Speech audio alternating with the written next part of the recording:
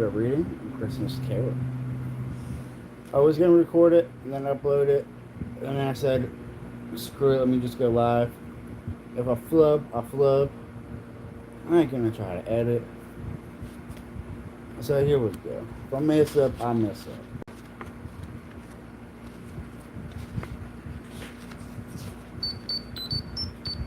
Stave 1 of Marley's Ghost. Marley was dead, to begin with. There is no doubt whatever about that. The register of his burial was signed by the clergyman, the clerk, the undertaker, and the chief mourner. Scrooge signed it, and Scrooge's name was good upon change for anything he chose to put his hand to. Old Marley was dead as a doornail. Mind, I don't mean to say that I know of my own knowledge what there is particularly dead about a doornail. I might have been inclined myself to regard a coffin as the deadest piece of iron monogamy in the trade. But for the wisdom of our ancestors in the simile, and my unhallowed hands shall not disturb it, or the country's done for, you will therefore permit me to repeat, emphatically, that Marley was dead as a doornail. Scrooge knew he was dead? Of course he did. How could it be otherwise? Scrooge and he were partners for I don't know how many years. Scrooge was his sole executor, his sole administrator, his sole sign, his sole residuary legatee, Legatee, legatee,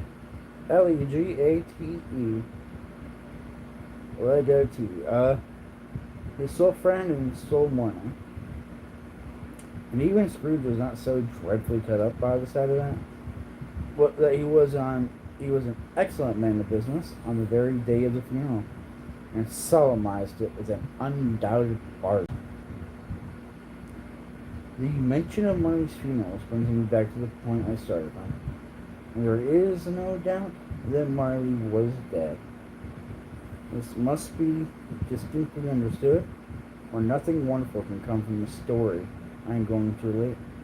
If we are not perfectly convinced that Hamlet's father died before the play began, there would be nothing more remarkable in him taking a stroll at night in an easterly wind upon his own ramparts than there would be in any other middle-aged gentleman rashly turning out after dark in a breezy spot, say St. Paul's churchyard, for instance, literally to astonish. Hello.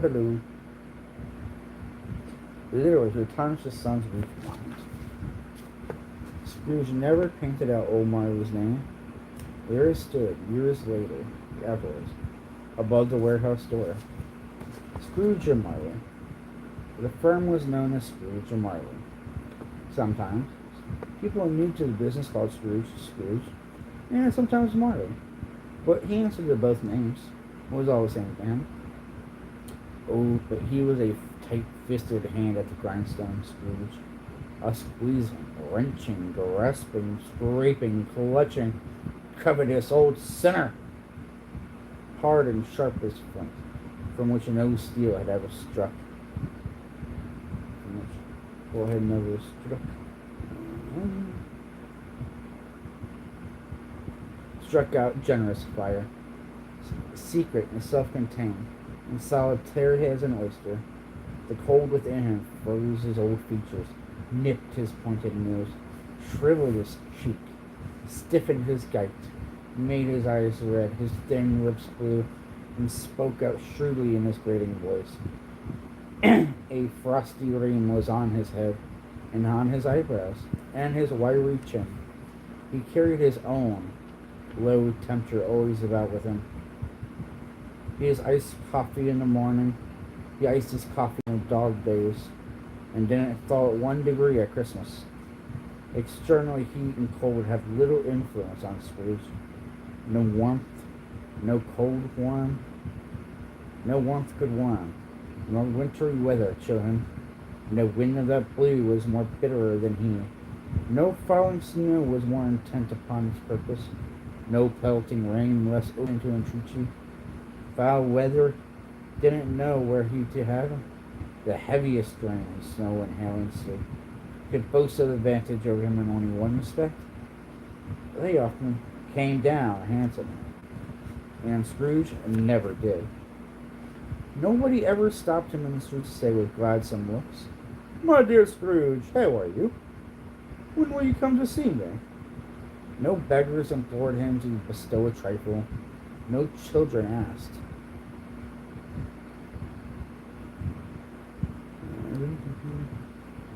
No children asked him what it was o'clock.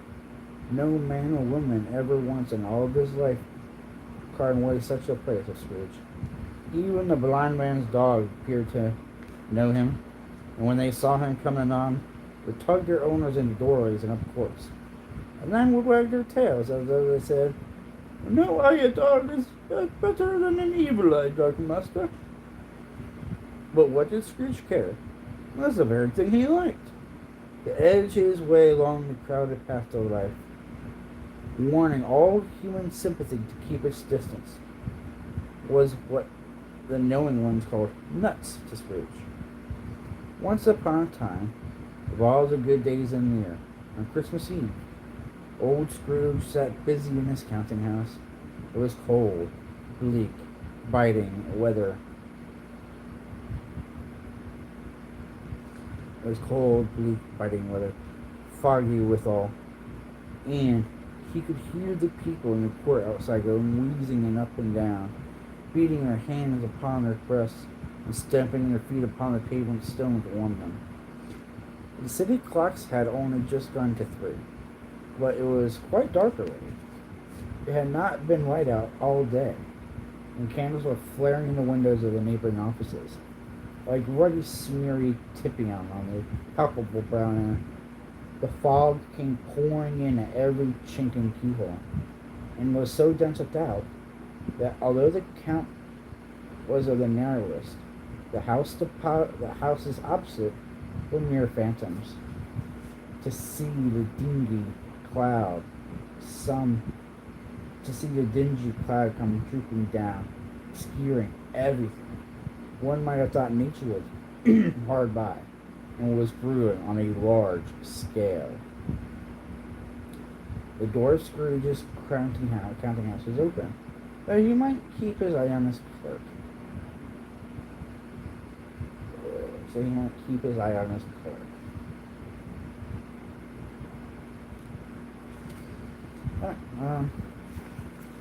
I think I'm actually going to have to use my fingers so we know where the fuck I'm at. The door of Scrooge's counting house was open that he might keep his eye upon his clerk, who in a dim little salon beyond, a sort of tank was copying letters. Scrooge had a very small fire, but the clerk's fire was so very much smaller that it looked like one coal. But he couldn't replenish it, for Scrooge kept the coal box in his own room. And so surely as the clerk came in with the shovel, the master predicted that it would be necessary for them to part. Wherefore the clerk put on his white comforter and tried to warm himself at the candle, in which effort, not being mad,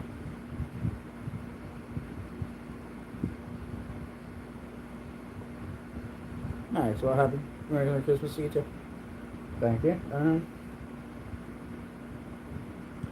Scrooge had he couldn't replenish it, for Scrooge had the coal box in his own room.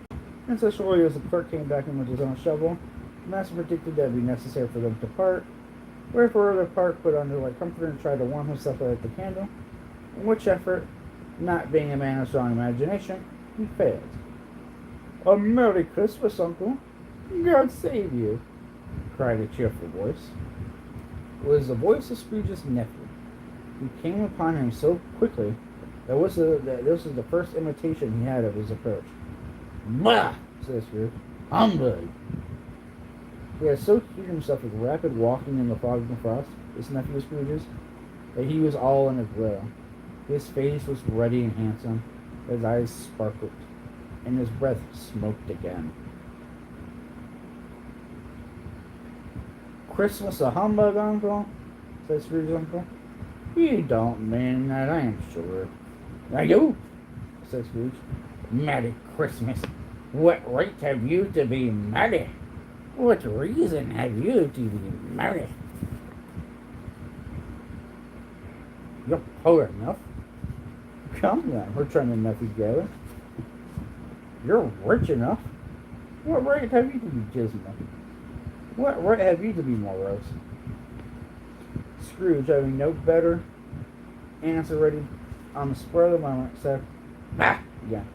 I followed it up with, "Humbug!" Don't be cross, uncle, said the nephew. What else would I be? What else can I be? Returned the uncle. When I can live in such a world of fools as this. Merry Christmas. Out upon Merry Christmas. What's Christmas time to you? It's a time for paying bills without money. A time for finding yourself a year older, and not an hour neither. And not an hour richer. A time for balancing your books and having every item in them through a round dozen of months presented dead against you. If I could work my will, said Scrooge indignantly, every idiot who goes about with Merry Christmas on his lips should be boiled with some pudding and buried with a stake of holly through his heart. You should. Uncle, said the nephew. Nephew, returned the uncle sternly. Keep Christmas in your own way, and let me keep it in mine. Keep it? Well, you don't keep it, repeated Scrooge's nephew. Let me leave it alone, then, said Scrooge. Much good may it do you? Much good it has ever done you. There are many things from which I may have derived good, by which I have not profited, I dare say, returned the nephew. Christmas among the rest. But I am sure I have always thought of Christmas time, when it has come round, apart from the veneration due to its sacred name and origin, if anything belonging to it can be apart from that, as a good time, a kind, forgiving, charitable, pleasant time, the only time I know of, in the long calendar of the year, when men and women seem to be one consent to open their shut-up hearts freely, and to think of people below them as if they really were fellow passengers to the grave, and not another race of creatures bound on other journeys. And therefore, uncle, though it has never put a scrap of gold or silver in my pocket, I believe that it has done me good, and will do me good. And I say, God bless it. The clerk in the tank involuntarily applauded. Becoming immediately sensible of the impropriety, he poked the fire and extinguished the last frail spark forever. Let me hear another word from you, said Scrooge, and you'll keep your Christmas by losing the situation. You're quite a powerful speaker, sir, he added, turning on his nephew. I wonder you don't go into Parliament. Don't be angry, uncle. Come, dine with us tomorrow. Scrooge said that he would see him. Yes, indeed he would. He went the whole length of the expiration, and said that he would see him in the extremity first. In that extremity first. But why? Said Scrooge's nephew. Why? Why did you get married? Said Scrooge. Because I fell in love. Because you fell in love, growled Scrooge, as if that were the only thing in the world more ridiculous than a Merry Christmas. Good afternoon. Nay, uncle, but you never came to see me before that happened. Why give it a reason for not coming now? Good afternoon, said Scrooge. I want nothing from you. I ask nothing of you. Why cannot we be friends? Good afternoon, said Scrooge. I am sorry, with all my heart, to find you so resolute. We have never had any quarrel, to which I have been part of.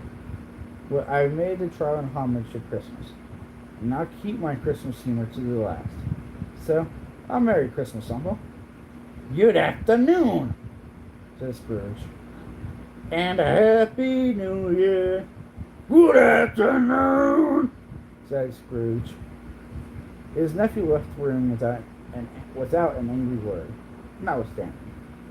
He stopped at the outer door to bestow the greetings of the season on the clerk, who, as poor as he was warmer than Scrooge, for he returned them cordially. There's another fellow, muttered Scrooge. We overheard him. My clerk, with 15 shillings a week, and a wife and a family, talking about a Merry Christmas. I'll retire to bedlam. This lunatic, in letting Scrooge's nephew out, had to let two other people in. They were portly gentlemen, pleasant to behold, and stood with their hats off in Scrooge's office. They had books and papers in their hands, and bowed to him. Scrooge and Martyrs, I believe, said one of the gentlemen, referring to the list. Have I the pleasure of addressing Mr. Scrooge or Mr. Marley? Mr. Marley has been dead these 7 years, Scrooge replied. He died 7 years ago, this very night. We have no doubt his liberalities were represented by her surviving partner, said the gentleman, presenting his credentials. Certainly was, for they had been two kindred spirits.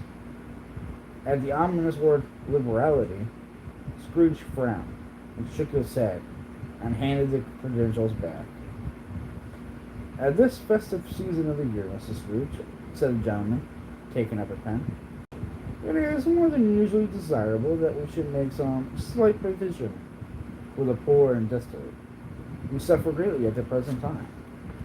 Many thousands are in want of common necessaries. Hundreds of thousands are in want of common comfort, sir. Are there no prisons? Asked Scrooge. Plenty of prisons, said the gentleman, laying down the pen again. And union workhouses? Demanded Scrooge. Are they still in operation?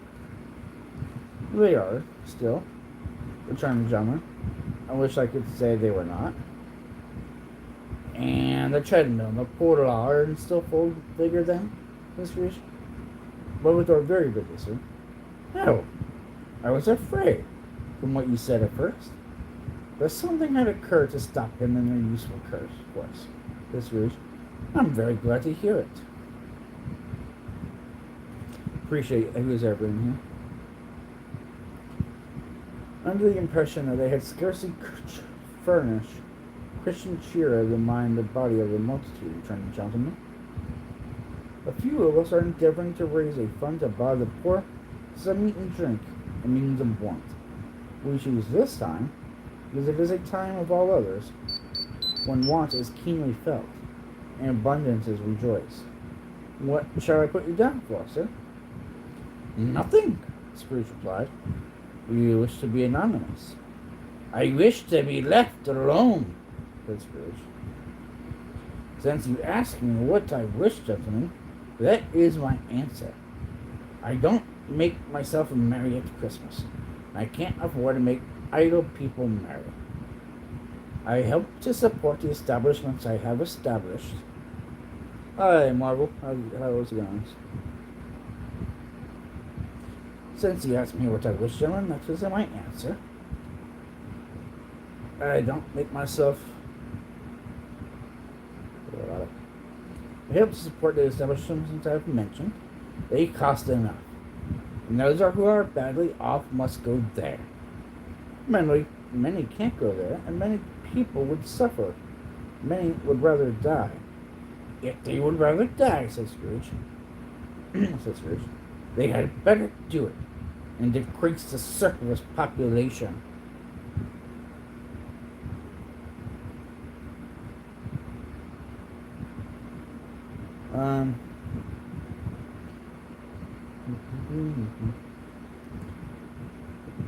But you might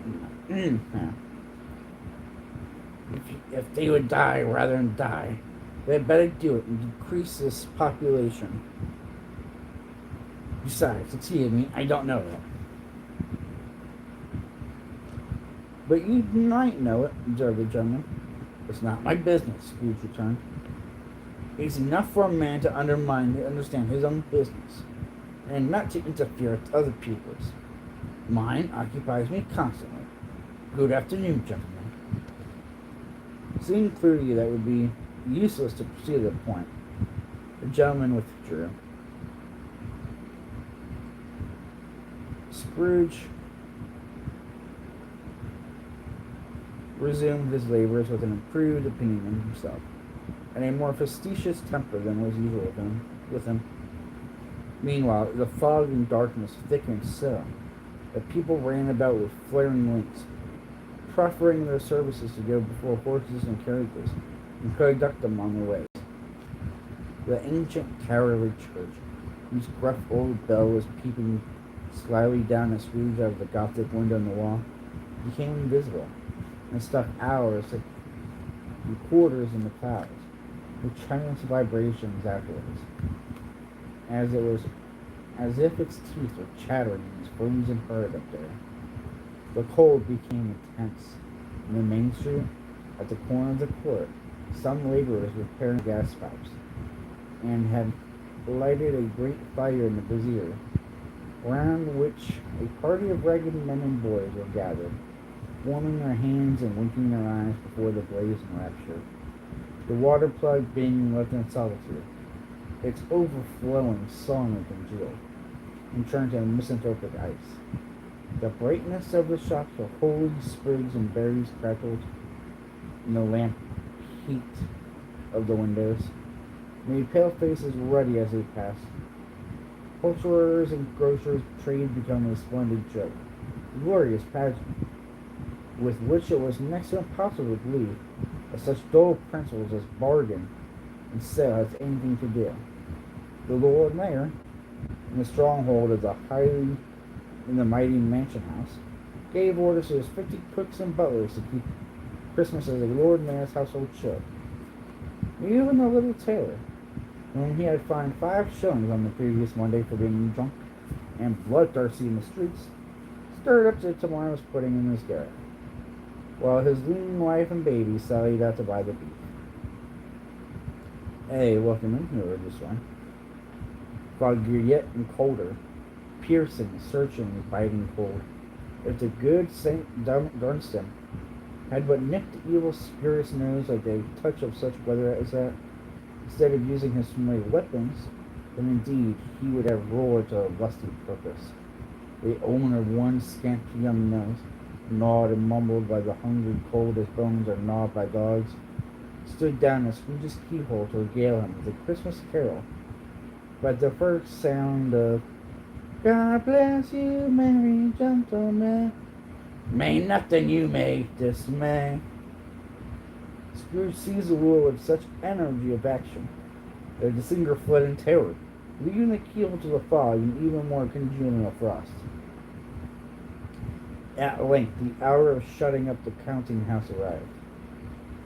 With an ill will, Scrooge dismounting from a stool, and tactfully admitted to the expectant clerk in the tank, who instantly snuffed his candle out and put on his hat. "You'll want all day tomorrow, I suppose," said Scrooge. "If quite convenient, sir." "It's not convenient," said Scrooge, "and it's not fair. If I was to stop half a crown for it, you'd think of yourself abused, I'd be bound." The clerk smiled faintly. The clerk smiled faintly. "And yet, you don't think me ill-used when I pay a day's wages for my work." The clerk observed that it was only once a year. "A poor excuse for picking a man's pockets every 25th of December," said Scrooge, buttoning his great coat the chain. "But I suppose you must have the whole day. Be here all the early next morning." The clerk promised that he would. Scrooge walked out the garage. The office was closed in a twinkling, and the clerk, to the long ends of his white comforter dangling below his waist, but he boasted no greatcoat. Went down and slid to the porthole.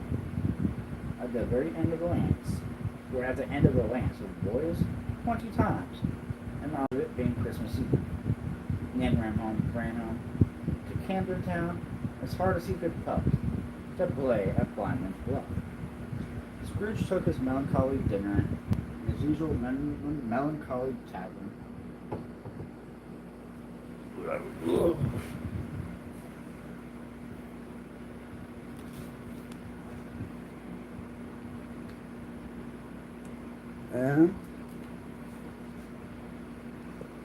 Scrooge took his melancholy dinner in his usual melancholy tavern, and, having read all the newspapers, and beguiled to the rest of the evening with his banker's book, went home to bed. He lived in chambers which had once belonged to his deceased partner. They were a gloomy sort of suite of rooms, in a lowering pile of buildings up a yard, where it had so little business to be that one could scarcely help fancying it must have one there when it was a young house, playing hide and seek with the other houses, and had forgotten the way out again. It was old enough now, and dreary enough, but nobody lived in it but Scrooge. The other rooms being all let out as offices. The yard was so dark that even Scrooge, who knew every stone, was fain to grope with his hands. The fog and frost so hung about the black, old gateway of the house that it seemed as if the genius of the weather sat in a mournful meditation. In the mournful meditation of the threshold. Now, it is a fact that there was nothing at all particular about the knocker on the door, except that it was very large. It is also a fact that Scrooge had seen it night and morning during his whole residence in that place. Also, that Scrooge had as little of what is called fantasy about him. Also, that Scrooge had as little of what is called fancy about him as any man in the city of London, even including, which is a bold word, the corporation, alderman, and livery. Let it be borne in mind that Scrooge had not bestowed one thought on Marley since his last mention of his 7 years dead partner that afternoon. And then let any man explain to me, if you can, how having a Scrooge, having his key in the lock of the door, saw the knocker, without its undergoing any immediate process of change, not a knocker, but Marley's face. Marley's face, it was not an impenetrable shadow as the other objects in the yard were, but had a dismal light around it, like a bad lobster in a dark cellar. It was not angry or ferocious, but looked at upon his ghostly forehead. It looked at Scrooge as Marley used to look, with ghostly spectacles turned up in his ghostly forehead.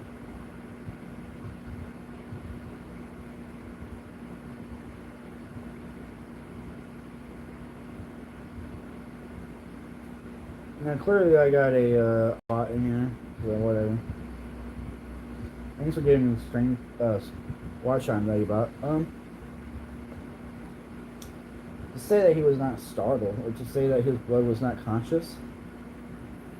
Whoa, hold up. I skipped a few lines.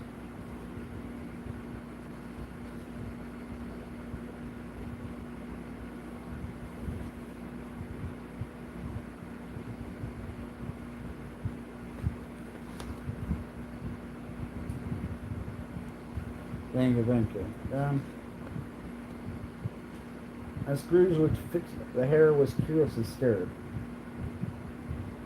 They looked at Scrooge when the hair was curiously stirred, as if by breath or hot air, and though the eyes were wide open, they were perfectly motionless. That, in its livid color, made it horrible, but its horror seemed to be in spite of the face, and beyond its control, rather than a part of its own expression. As Scrooge looked fixedly at the phenomenon, it was a knocker again.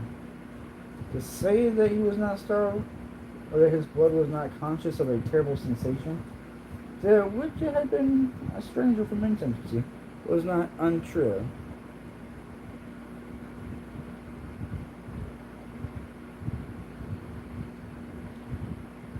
But he put his hand upon the key, and he had relinquished, turned sturdily, walked in, and lighted his candle.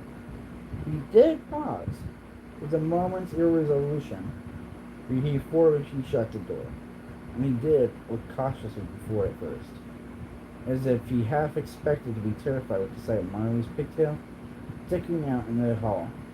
But before there was nothing on the back of the door, except for the screws and nuts that held the knocker on. So he said, "Pooh, pooh," and closed it with a bang. The sound resounded through the house like thunder. Every room above, and every cask in the wine merchant cellars below, appeared to have a separate peal of echoes of its own. Scrooge was not a man to be terrified by echoes. He fastened the door, and walked across the hall, and up the stairs, slowly too, trimming his candle as he went. You may talk vaguely about driving a coach and six up a gold old flight of stairs, or through a bad young Act of Parliament, but I mean to say you might have got a hearse up the staircase, and taken it broadwise, with a splinter bar towards the wall, and a door towards the balustrades, and done it easy. There was plenty of width for that, and room to spare, which is perhaps the reason why Scrooge thought he saw a locomotive hearse going on before him in the gloom. Half a dozen gas lamps went out. Half a dozen gas lamps out of the street wouldn't have lighted the entry too well. So you might suppose that it was pretty dark without Scrooge's dip. Yet you might suppose it was pretty dark with Scrooge's dip. Up Scrooge went, not caring a button for that darkness, as a cheap, and Scrooge liked it. But before he shut his heavy door, he walked through his rooms.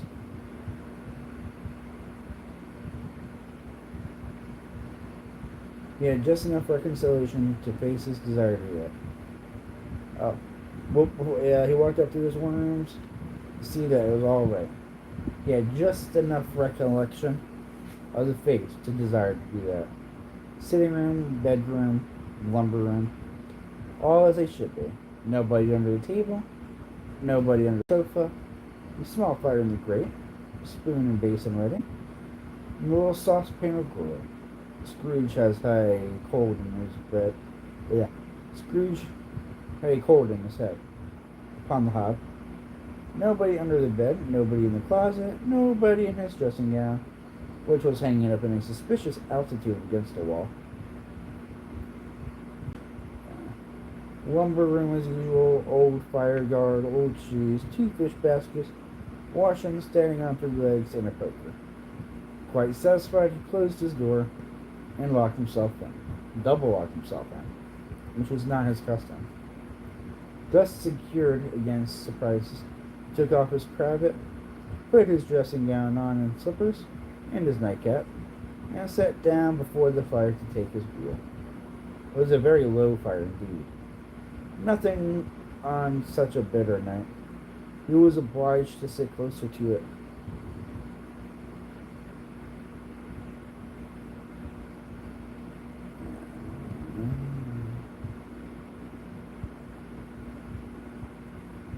He was obliged to sit close to it and breathe over it before he could exact the least sensation of warmth from such a handful of fuel.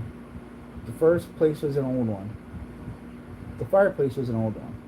built by some Dutch merchant long ago, and paved all around with quaint Dutch tiles, designed to illustrate the snippet and the scriptures. Designed to illustrate the scriptures. There were Cains and Abels, Pharaoh's daughters, queens of Sheba, angelic messengers descending through the air in clouds like feather beds.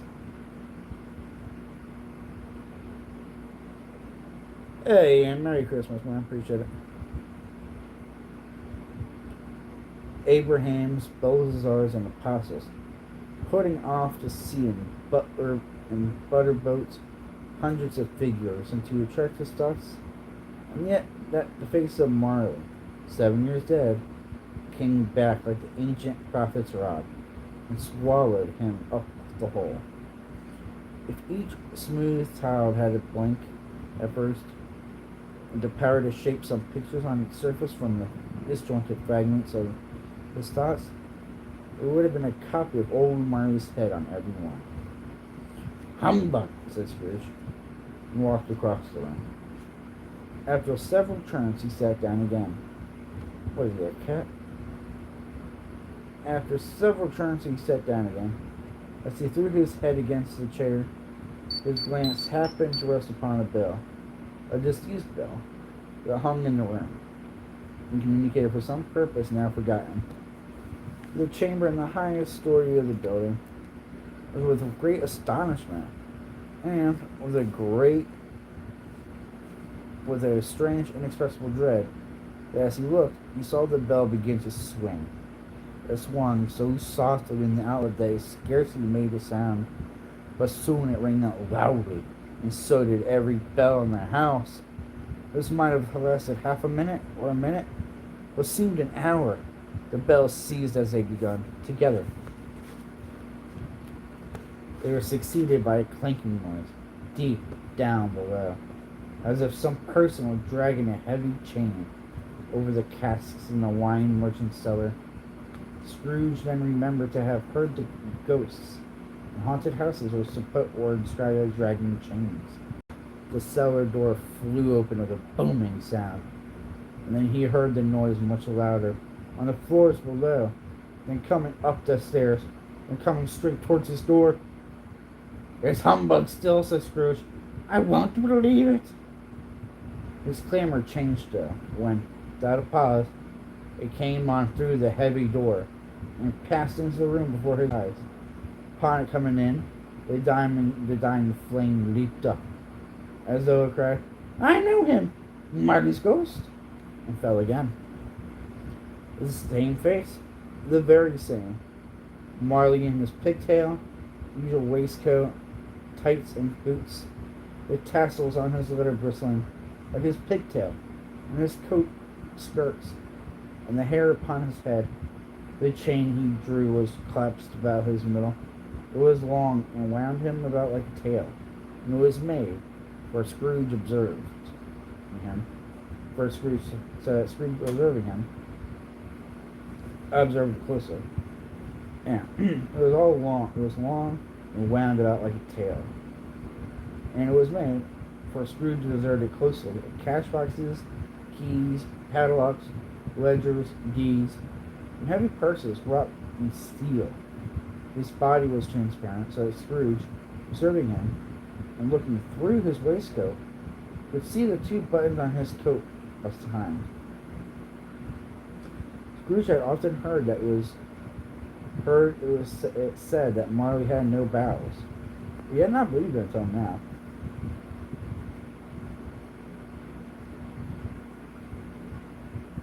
No, nor did he believe it even now. Though he looked the phantom through and through, and saw it standing before him. Then he felt the chilling influence of its death-cold eyes, and remarked the very texture of the folded kerchief bound about its head and chin, which wrapper he had not observed before. He was still incredulous, and he fought against his senses. "How now?" said Scrooge, caustic and cold as ever. "What do you want with me?" "Much," Marley's voice. No doubt about it. "Who are you?" "Asking you who I was." "Who are you, then?" said Scrooge, raising his voice. "You're particular. For a shade."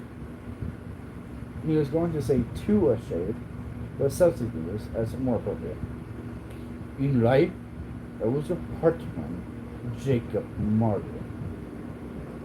Can you sit down?" asked Scrooge, looking deathly at him. I can. Do it then. I'm sorry, but whenever I think of Marley, I just picture Goofy's face. I don't know why, but I just picture Marley as Goofy. Uh, do it then. Scrooge asked a question, because he didn't know whether a ghost so transparent might find himself in a condition to take a chair, and felt that an event of it might be impossible, and might resolve the necessity of being an embarrassment explanation. But the ghost sat down on the opposite side of the fireplace, as if he were quite used to it. You don't believe in me, observed the ghost. I don't, said Scrooge. What evidence would you have of my reality, beyond that of your senses? I don't know, Scrooge. Why do you doubt your senses? Because, says Scrooge, a little thing affects them. A slight disorder of the stomach might make some cheats. You may be an undigested bit of beef, a brat of mustard, a crumb of cheese, a fragment of underdone potato. There is more of gravy than a grave about you, whatever you are. Scrooge was not much in the habit of cracking jokes, nor did he feel it in his heart by any means waggishness. The truth is that he tried to be smart as a means of distracting his own attention, and deep debt keeping his terror. The spectre's voice disturbed the very marrow to his bones. To sit, staring at those fixed, glazed eyes, in silence for a moment would play. Scrooge felt the very deuce with him. There was something very awful, too. The spectre's being provided with an infernal atmosphere of its own. Scrooge could not feel it himself. This was clearly the case. Though the ghost sat perfectly motionless, its hair, and skirts, and tassels were still agitated as by the hot vapor from an oven. You see this toothpick? said Scrooge, turning quickly to the charge. The reason just assigned and wishing, though it was only for a second, to divert the vision's stony gaze from himself. I do, replied the ghost. You are not looking at it, said Scrooge. But I see it, said the ghost, notwithstanding. Well, returned Scrooge, I have but to swallow this, and be for the rest of my days persecuted by a legion of goblins, all of my own creation. Humbug, I tell you, humbug. At this, the spirit raised a frightful cry, and shook his chin in such a dismal and appealing noise. To his chair, to serve himself in falling into a swoon. But how much greater was his horror? The phantom taking off the bandage around its head, as if it were to wear indoors. His low jaw dropped down upon his breast. Scrooge fell upon his knees and clasped his hands before his face. Mercy, he said. Dreadful deprivation, why do you trouble me? Man of worldly mind, replied the ghost. Do you believe in me or not? I do, said Scrooge. I must. But where do spirits go to yours? And why do they come to me? It is required of every man, the ghost began, that the spirit within him should walk among his fellow men, and travel far and wide. And if that spirit goes not forth in life, it is condemned to do so after death. It is doomed to wander through the world. Oh, woe is me. It will not witness what it cannot share, but might have shared on earth, and turned to happiness. Again, the spectre raised the cry, and shook his chain along its shadowy hands. You are fettered, said Scrooge, trembling. Tell me why. I wear the chain I forged in life, replied the ghost. I made it link by link, yard by yard. I guarded it on my own free will. On my own free will I wore it. Its pattern strange to you? Scrooge trembled more and more. Or would you know, pursued the ghost, the weight and length of the strong girl you bear itself? It was full as heavy as long as this 7 Christmas Eves ago. You have labored on it since. It is a ponderous chain. Scrooge glanced about him on the floor, in the expectation of finding himself surrounded by some 50 or 60 fathoms of iron cable, but he could see nothing. Jacob, he said imploringly. Oh, Jacob, Marty, tell me more. Speak comfort to me, Jacob. I have none to give, the ghost replied. It comes from other reddish hand, other regions, Ebenezer Scrooge, and is conveyed by other ministers to other kinds of men. Nor can I tell you what I would. Nor can I tell you what I would. A very little more is all I am permitted to me.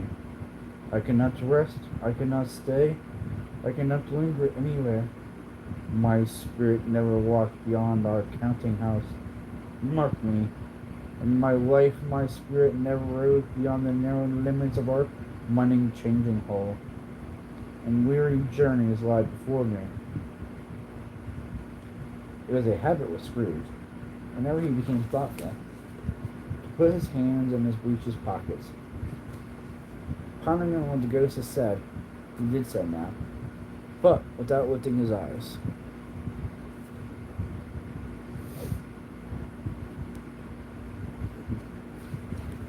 I need a sip of water, check real quick, sorry. Whew, that reading makes you lightheaded, just like tell. Appreciate the one being in here. Hope you're doing well.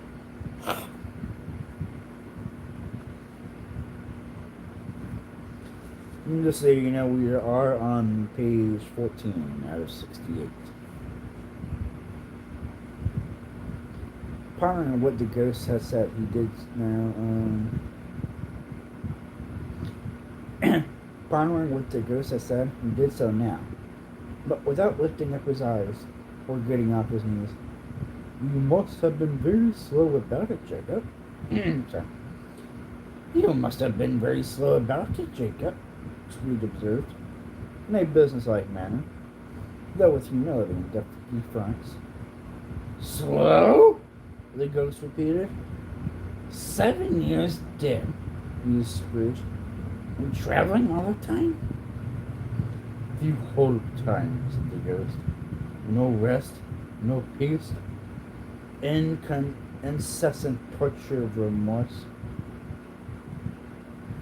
You'll travel fast, said Scrooge. On the wings of the wind, replied the ghost. You might have got over a great quantity of ground in 7 years, said Scrooge. The ghost, on hearing this, set up another cry and clanked a chain so hideously that it dense silence in the night. The Lord would have justified indicating for a nuisance. Oh, captive, bound and double ironed, cried the phantom. Not to know the ages of incessant labor by immortal creatures, for this earth must pass into eternity before the good of which is susceptible is all developed. Not to know whether any Christian spirit working kindly in this little sphere, whatever it may be, will find its mortal life too short for its vast means of usefulness. Not to know that no space of regret can make amends for one's life opportunities misused. Yes, such was I.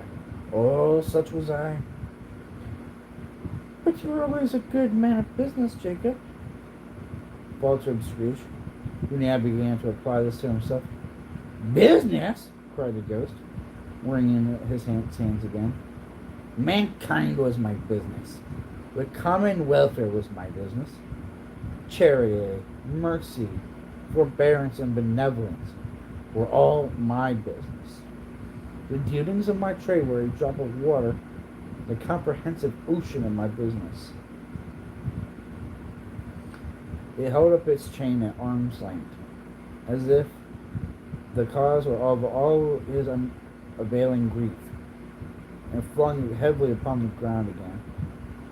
At this time of the growing year, the inspector said, I suffer most.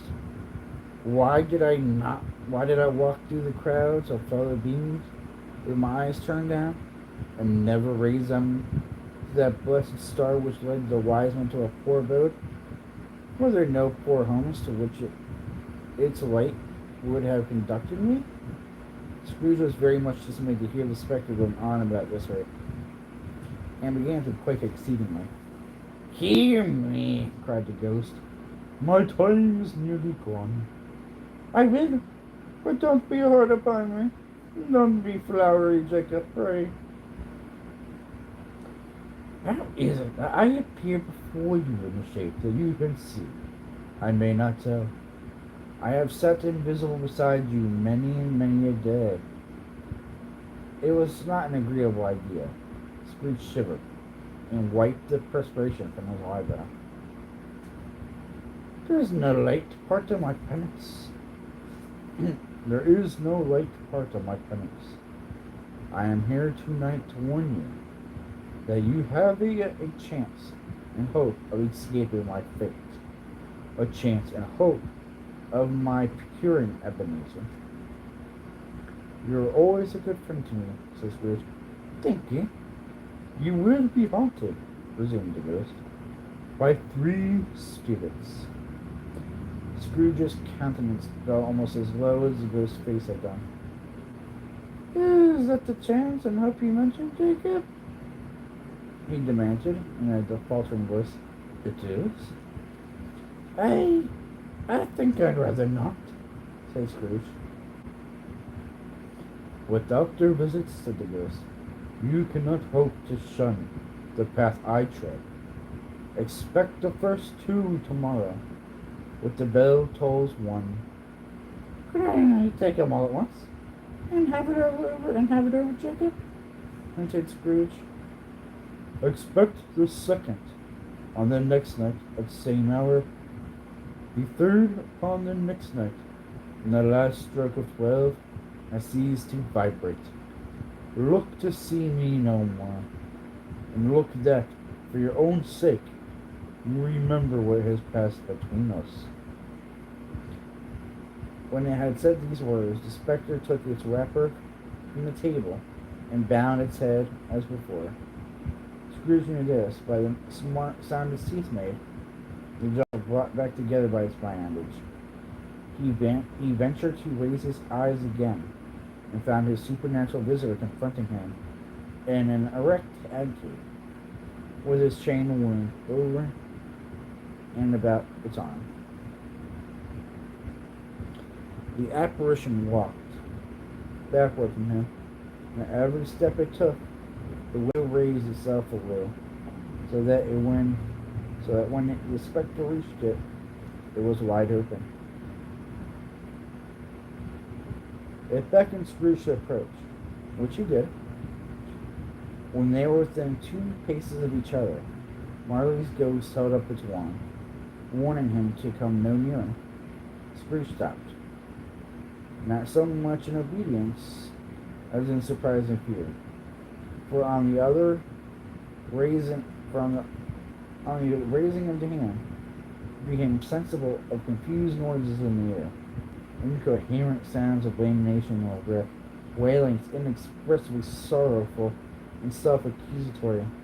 The spectre, after listening to a moment, joined the mournful dirge and floated upon the bleak, dark night.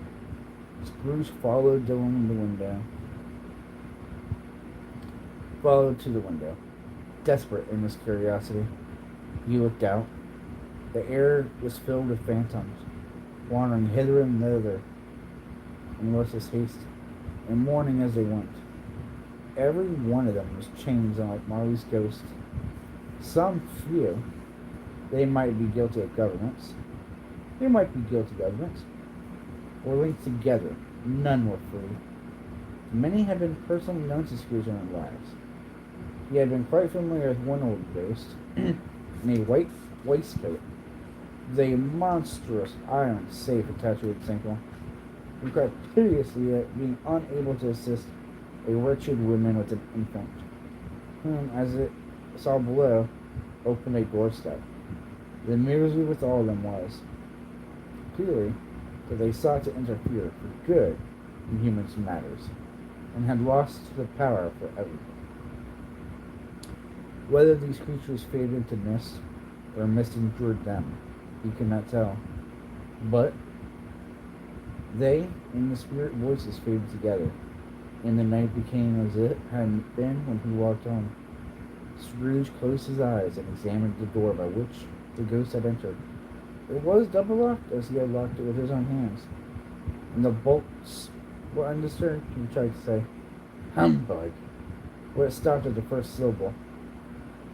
And being, from the emotion he had undergone with the fatigues of the day, or his glimpse of the invisible world, or the dull conversation of the ghost, or the lateness of the hour, much in need of repose, went straight to bed without undressing, and fell asleep upon the instant. Stave 2. The first of the three spirits. Whew. Man. That's quite a bit of reading, chat. I'm sorry. One moment.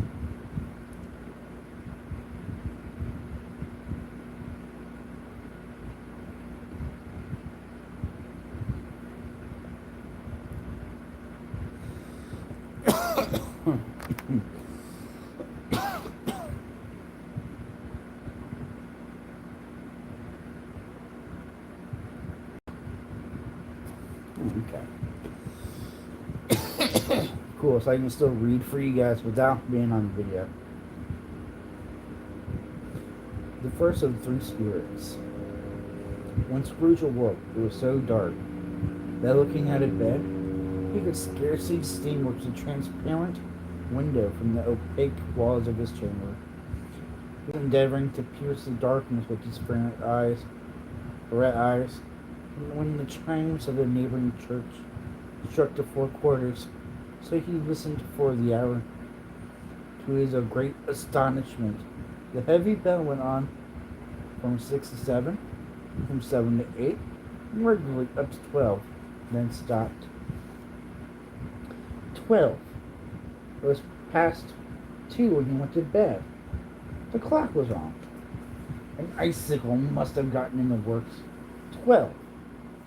He touched the spring of his repeater to correct this most preposterous clock. Its rapid pulse beat 12 and stopped.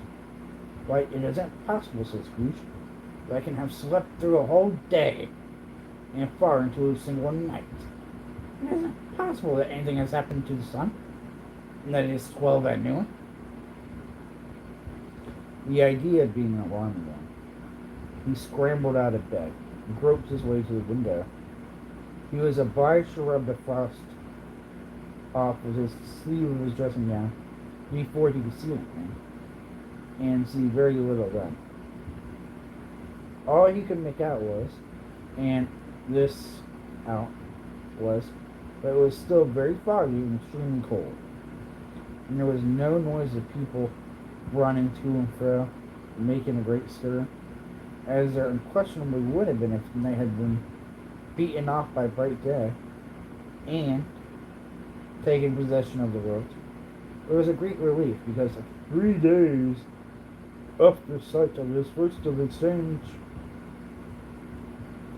yes, 3 days after sight of his first of exchange, paid to Mr. Ebenezer Scrooge on his order, and so forth, would have become a mere United States security if there was no days to count by.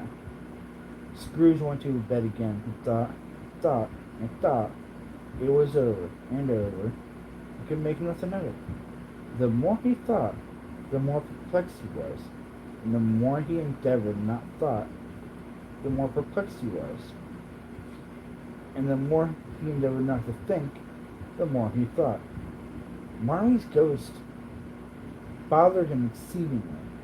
Every time he resolved within himself, after mature inquiry, that all was all a dream, his mind flew back again with a strong spring release to his first position and presented the same position problem to Lord Dolph Lantern. Was it a dream or not? Scrooge lay in state until the chimes had gone 3/4 in one, and he remembered on a sudden that the ghost had warned him of a visitation when the bell tolled 1. He resolved to lie awake until the hour was past, and considering that he was no more likely to sleep than to go to heaven, this was perhaps the wisest resolution to his power. The quarter was so long that he was more than once convinced he must have sunk into a doze unconsciously, and missed up. At length it broke upon his listening ear. Ding, dong. A quarter past, was Scrooge counting. Ding, dong. Half past, Scrooge said. Ding, dong. A quarter to it. Ding, dong. The hour itself, said Scrooge triumphantly, and nothing else. He spoke before the bell sounded, which it now did with a deep, dull, hollow, melancholy 1. Lights flashed up in the room upon the instant. The curtains out of his bed were drawn.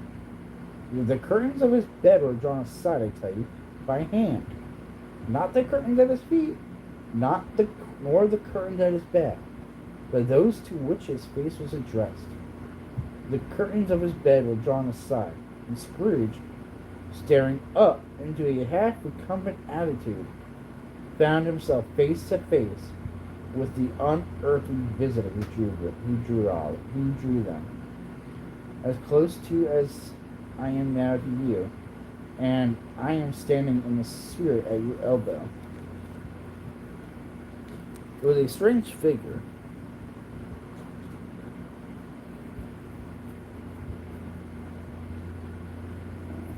Like a child, yet not so like a child as an old man, due to some supernatural medium, which gave him the appearance of having receded from the view, and being neck down and his back was white with half of its age, and yet the face had not a wrinkle in it, and the tenderness bloom was on the skin.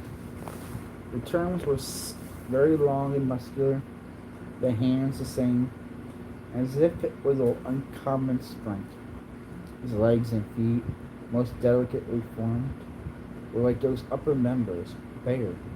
It wore a tunic of the purest white, and round its waist was bound a lustrous belt, the sheen of which was beautiful.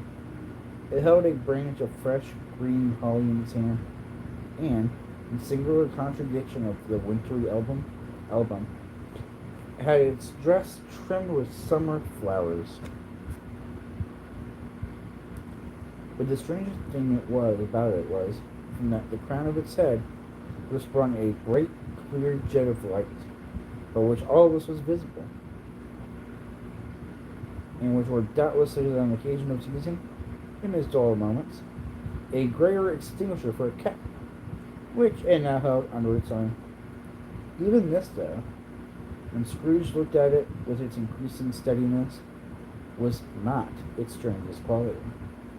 For as its belt sparkled and glittered, now in one part, now in another, and what was light one instant, at another time was dark, so the figure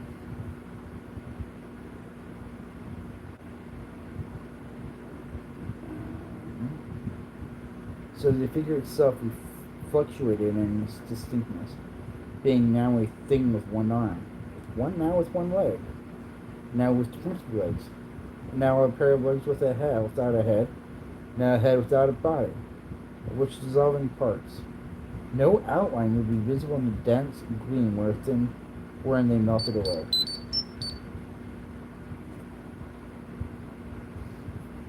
Shout out to the two in chat.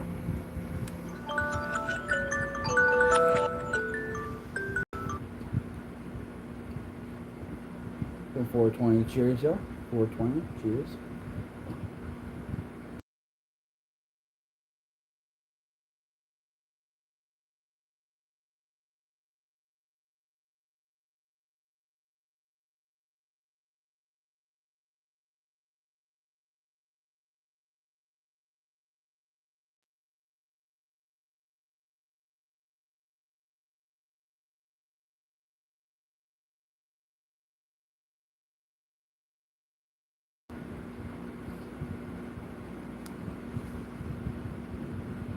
Even this, though, when Scrooge looked at it with increasing steadiness, was not its strangest quality. Oh yeah, I already read this part. And in the very wonder of this, it would be itself again, distinct as clear as ever. Are you the spirit, sir, whose coming was foretold to me? Asked Scrooge. I am. Oh, the voice was soft and gentle, singularly low, as if instead of being so close beside him, they were at a distance. Oh, what are you? Scrooge demanded. I am the ghost of Christmas past. Long past? Inquired Scrooge, observant of its dwarfish stature. No, your past. Perhaps Scrooge could not have told anybody why, if anybody could have asked him. But he had a special desire to see the spirit in his cap, and begged him to be covered. What? Exclaimed the ghost. Would you so soon put out with worldly hands that I gave light, the light I give? Is it not enough that you are one of those whose passions made this cap, and forced me through the whole change of years to wear it low upon my brow? Scrooge reverently disclaimed all intentions to offend, or any knowledge of having wilfully vomited the spirit at any period of his life. He then made bold to inquire what business brought him there. "You live there," said the ghost. Scrooge expressed himself much obliged, but could not help thinking that a night of unbroken rest would have been more conducive to that end. The spirit must have heard him thinking, for it immediately, "Your reclamation, then. Take heed." It put out its strong hand as it spoke, and clasped him gently by the arm. "Rise, and walk with me." It would have been in vain for Scrooge to plead that the weather and the hour were not adapted to pedestrian purposes. That bed was warm, and the thermometer a long way below freezing. That he was clad but lightly in his slippers, dressing gown, and nightcap. And that he had a cold upon him at the time. The grass, though gentle as a woman's hand, was not to be resisted. He rose, but finding that the spirit made towards the window, clasped its robe and he rose, but finding that the spirit made towards the window, clasped its robe in supplication. "I am a mortal," Scrooge remonstrated, "and liable to fall. Bear but a touch of my hand there," said the spirit, laying upon his heart, "and you shall be upheld in more than this." As the words were spoken, they passed through the wall and stood upon an open country road, with fields on either hand. The city had entirely vanished. Not a vestige was to be seen. The darkness, the mist, had vanished with it, for it was a clear, cold winter day, and snow upon the ground. "Good heaven!" said Scrooge. clasping his hands together as he looked about. I was bred in this place. I was a boy here. The spirit gazed upon them mildly. Its gentle touch, though it had been light and instantaneous, appeared still present to the old man's sense of feeling.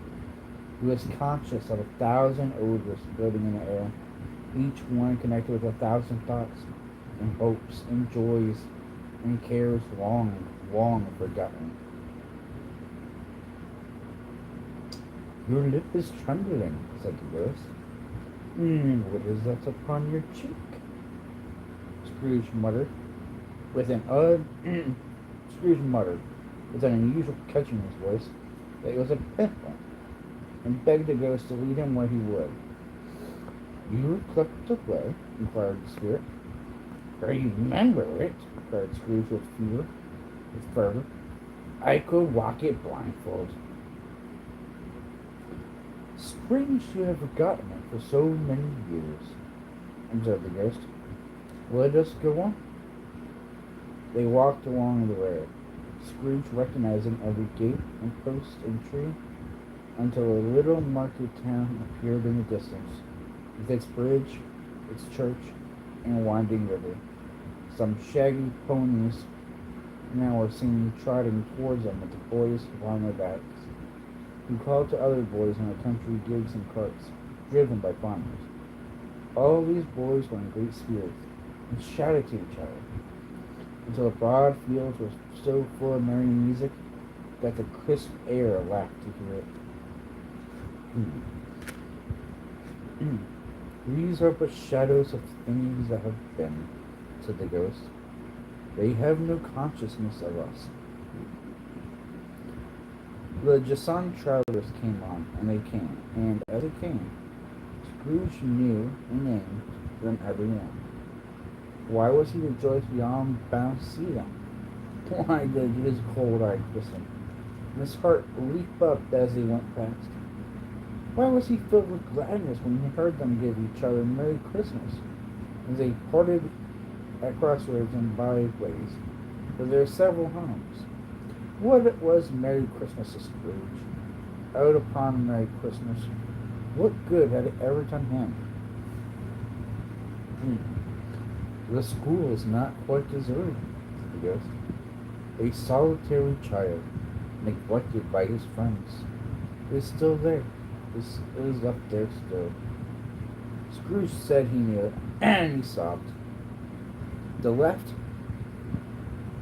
the high road by a well-remembered lane, and soon approached a mansion of dull red brick, with a little weather cock-surmounted cupola. What the fuck? What kind of word is that? With a little weathercock-surmounted cupola on the roof, and a bell hanging in it.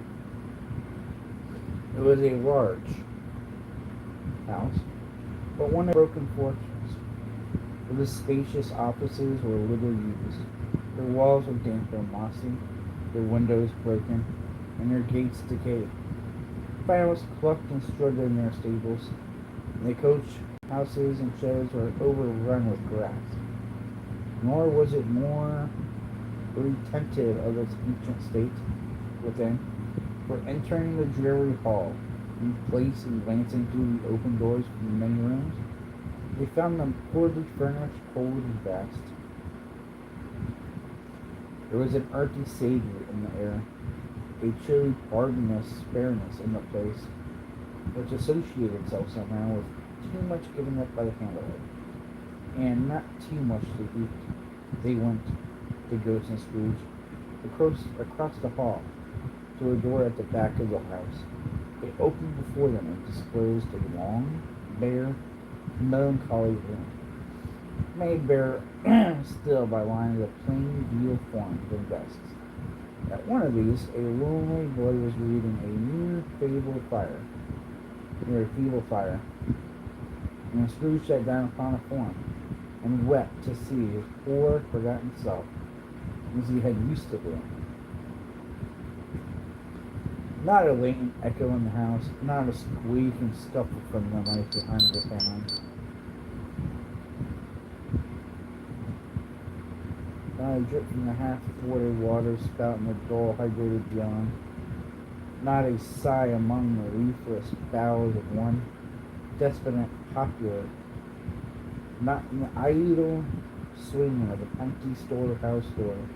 No, not a clicking in the fire, but fell upon the heart of Scrooge with softening influence, and gave a freer passage to tears. The spirit touched him on the arm, and pointed to his young self, intent upon his reading. Suddenly a man, in foreign garments, wonderfully real and distinct to look at, stood outside the window, with an axe stuck in his belt, and leading an ass laden with wood by the bridle. "Why, it's Ali Baba!"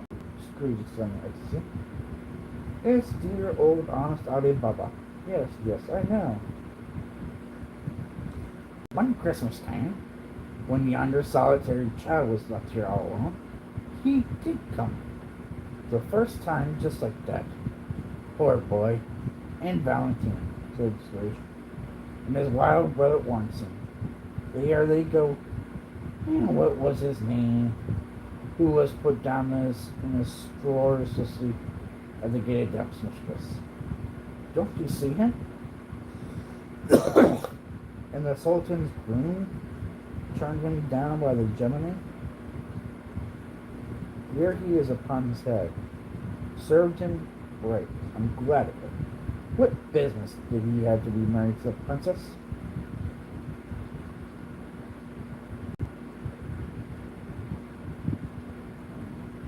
To hear Scrooge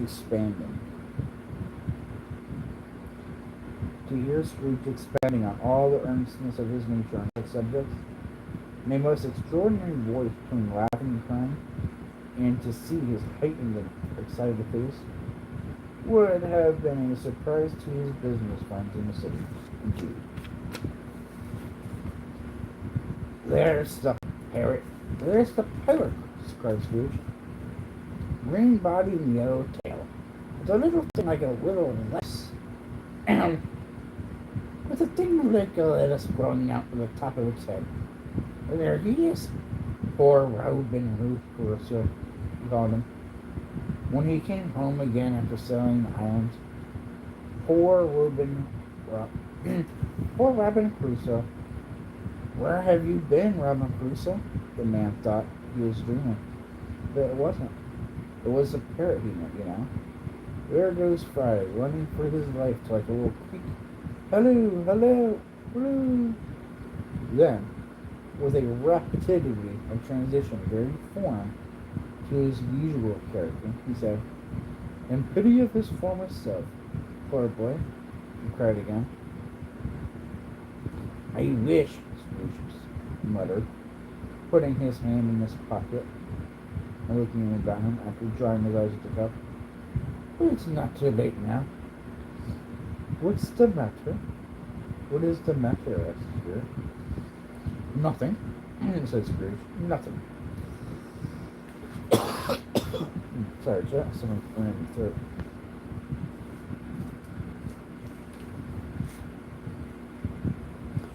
There was a voice singing a Christmas carol at my door last night. I should like to have given him something. That's all.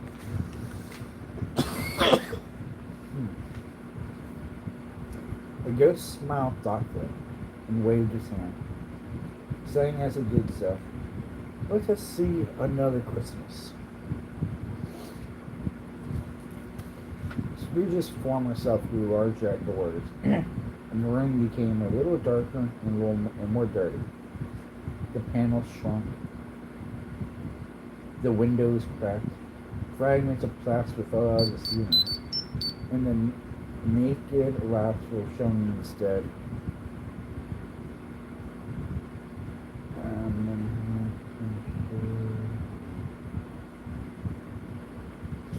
But how all this was brought about, Scrooge knew no more than he did. He only knew that it was quite correct, that everything had happened so, But there he was, alone again, when all the other boys had gone home for the jolly holidays. He was not reading now, but walking up and down despairingly. Scrooge looked at the ghost, and with a mournful shaking of his head, glanced anxiously towards the door. It opened, and a little girl, much younger than the boy, came darting in, and putting her arms round his neck, and often kissing him, addressing him as her dear, dear brother. I have come to bring you home, dear brother, said the child, clapping her tiny hands, and bending down to laugh. To bring you home, home, home. Home, little friend, said the boy. Yes, said the child, brimful of glee. Home, for good and all. Home, forever and ever. Father is so much kinder than he used to be. Then almost like heaven. He spoke so gently to me one dear night when I was going out to bed. I was not afraid to ask him once more if he might come home. And he said, yes, you should. He sent me in a coach shipping you. You're to be a man, said the child, opening her eyes. And you are never to come back here, but first, we're together all the Christmas long, and have the merriest time in all the world. You are quite a woman, little fan, exclaimed the boy. She clapped her hands and laughed, and tried to touch his head, but, being too little, laughed again, and stood on tiptoe to embrace him. Then she began to drag him in her childish eagerness toward the door, and he, nothing loth to go, accompanied her.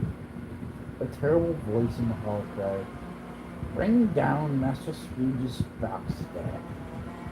And in the hall appeared the schoolmaster himself. He glared on Master Scrooge with a ferocious condemnation, and threw him a dreadful state of mind by shaking hands with him. He then conveyed him and his sister into the veriest old, the shivering best parlor that ever was seen, where the maps upon the wall, the celestial and terrestrial globes in the windows, were waxy of cold. Here he produced a decanter of curiously lighter white wine, and a block of curiously heavy cake, and administered installments of those desserts deserving to administrated installments of those dainties to the young people at the same time, sending out a menagerie of servants to offer a glass of something to the postboy, who answered that he thanked the gentleman, but if it was the same tap as he had tasted before, he had rather not. Master Scrooge's trunk being by this time tied on the back of the chaise, the children bade schoolmater goodbye, right willingly, and getting into it, drove gaily down Garden Street, the quick wheels dashing with a hoar frost, and when I say hoar, it's spelled Hoar. A hoar frost and snow frost garden mystery. From how far the dark views and everything takes care. Always a delicate creature, whom a breath might have withered, said the ghost. But she had a large heart. So she did, cried Scrooge. You're right. I'm not gainsay it, Scrooge. God forbid. She died a woman, said the ghost, and had, I think, children. One child, Scrooge returned. True, said the ghost. Your nephew. Scrooge seemed uneasy in his mind, and answered the truth. Yes. Yes. Although they had but the moment left in the school behind them, they were now in the busy thoroughfares of the city. where shadowy passengers passed and we passed, where shadowy cars and coaches battled for the way, and all the strife and tumult of the real city were. It was made plain enough by the dressing of the tourists that here too was Christmas time again. But it was evening, and the streets were lighted up. The ghost stopped at a certain warehouse door and asked Scrooge if he knew it. Know it? Said Scrooge. Was I apprenticed here? They went in. At the sight of an old gentleman in a Welsh wig, sitting behind a high desk, that if he had been 2 inches taller, he must have knocked his head against the ceiling. Scrooge cried out in great excitement. Why, it's old Fezziwig! Bless his heart! It's Fezziwig alive again! Old Fezziwig laid down his pen and looked up at his clock, which pointed to the hour of 7. He rubbed his hands, adjusted his captious waistcoat, laughed all over himself, from his shoes to his organ of bell rings, and called out in a comfortable, oily, rich, fat, jovial voice, "Ho there, Ebenezer, Dick!" I mean, he ain't wrong. Ebenezer's kind of a dick.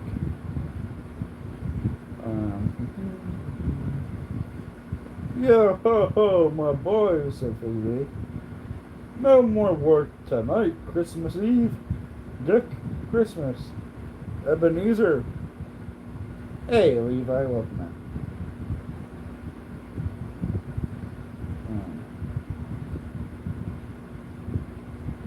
No more work tonight, Christmas Eve. Dick, Christmas, Ebenezer.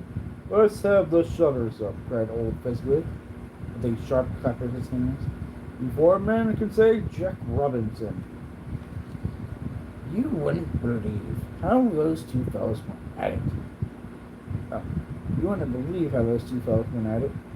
They charged into the street with the shutters. 1, 2, 3. Had them up in their place. 4, 5, 6. Barred them and pinned them. 7, 8, 9. Came back before you got to 12. Panting like racehorses. Hilly-o-ho! Cried old Fezziwig, skipping down from the high desk with wonderful agility. Clear away, my lads. Let's have lots of room here. Hilly-ho, Dick. Chrissy up, Chipper, Ebenezer. Cheery up, Ebenezer. Clear away. There was nothing they wouldn't have cleared away. There wasn't nothing they wouldn't have cleared away, or couldn't have cleared away, with the old Fezziwig looking on. It was done in a minute. Every movable was packed off, as if it were dismissed from public life forever.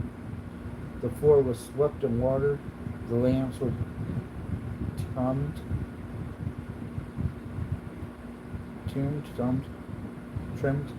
The lamps were trimmed.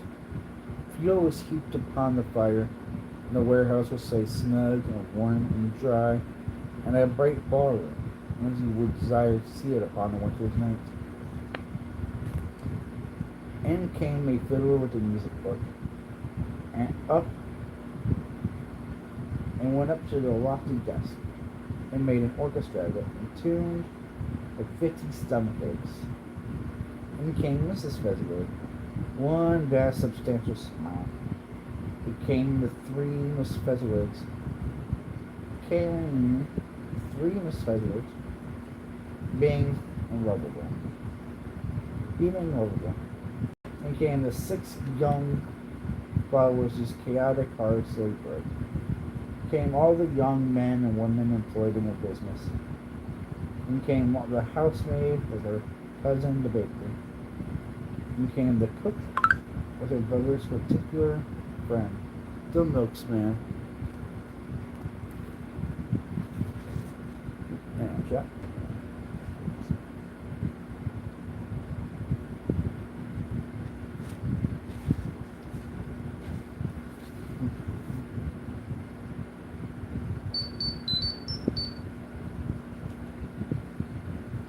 sorry, somebody Snapchat, man, I can't pause. In 1 moment, share my make for a moment.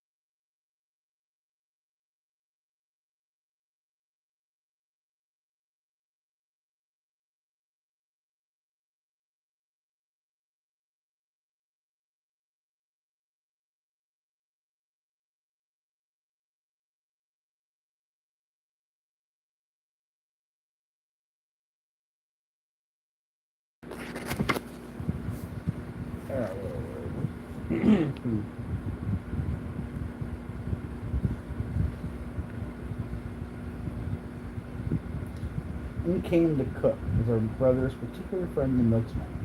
In came the boy from over the way, who was suspected of not having board enough from the master's master, trying to hide himself behind the girl from next door with one, who was proved to have had her ears pulled over by her mistress. And they all came, one after another, some shyly, some boldly, some gracefully, some awkwardly, some pushing, some pulling, and they all came, anyhow and everyhow. Away they all went, 20 couples at once, hands half round and back again the other way, down the middle,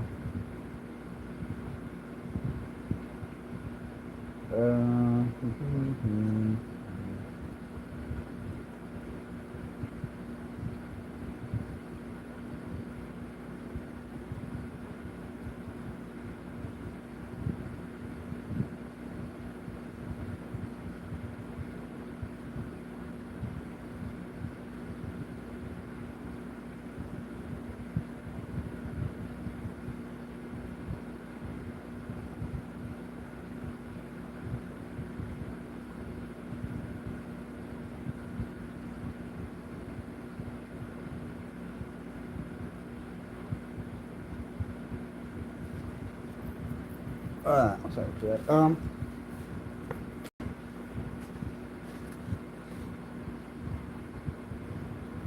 And they all came, one after another, some shyly, some boldly, some gracefully, some more awkwardly, some pushing, some pulling, and all they came, anyhow and everyhow. Away they all went, 20 couples at once, hands half round and half back again the other way, down the middle, up again, round in various stages of affectionate grouping. Old top couples always turning up in the wrong place, new top couples starting off again, as soon as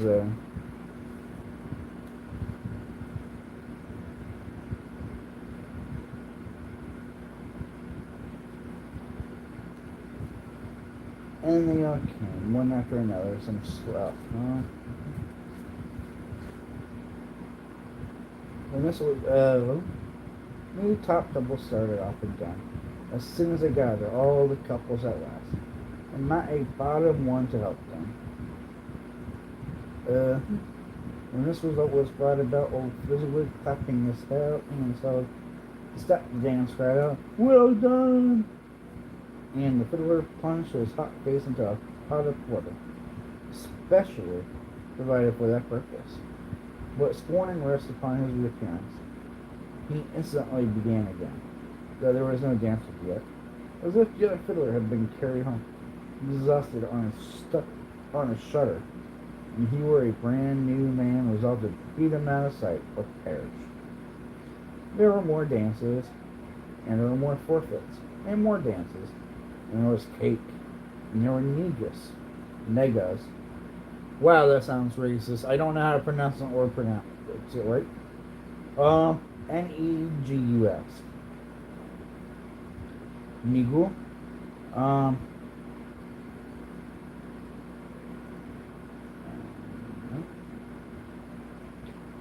for the great effect of evening came after the roast of the boiled. Oh, and there, and there was cold roast, and there was a great piece of cold boiled, and there were mince pies and plenty of beer. But the great effect of the evening came after the roast and the boiled.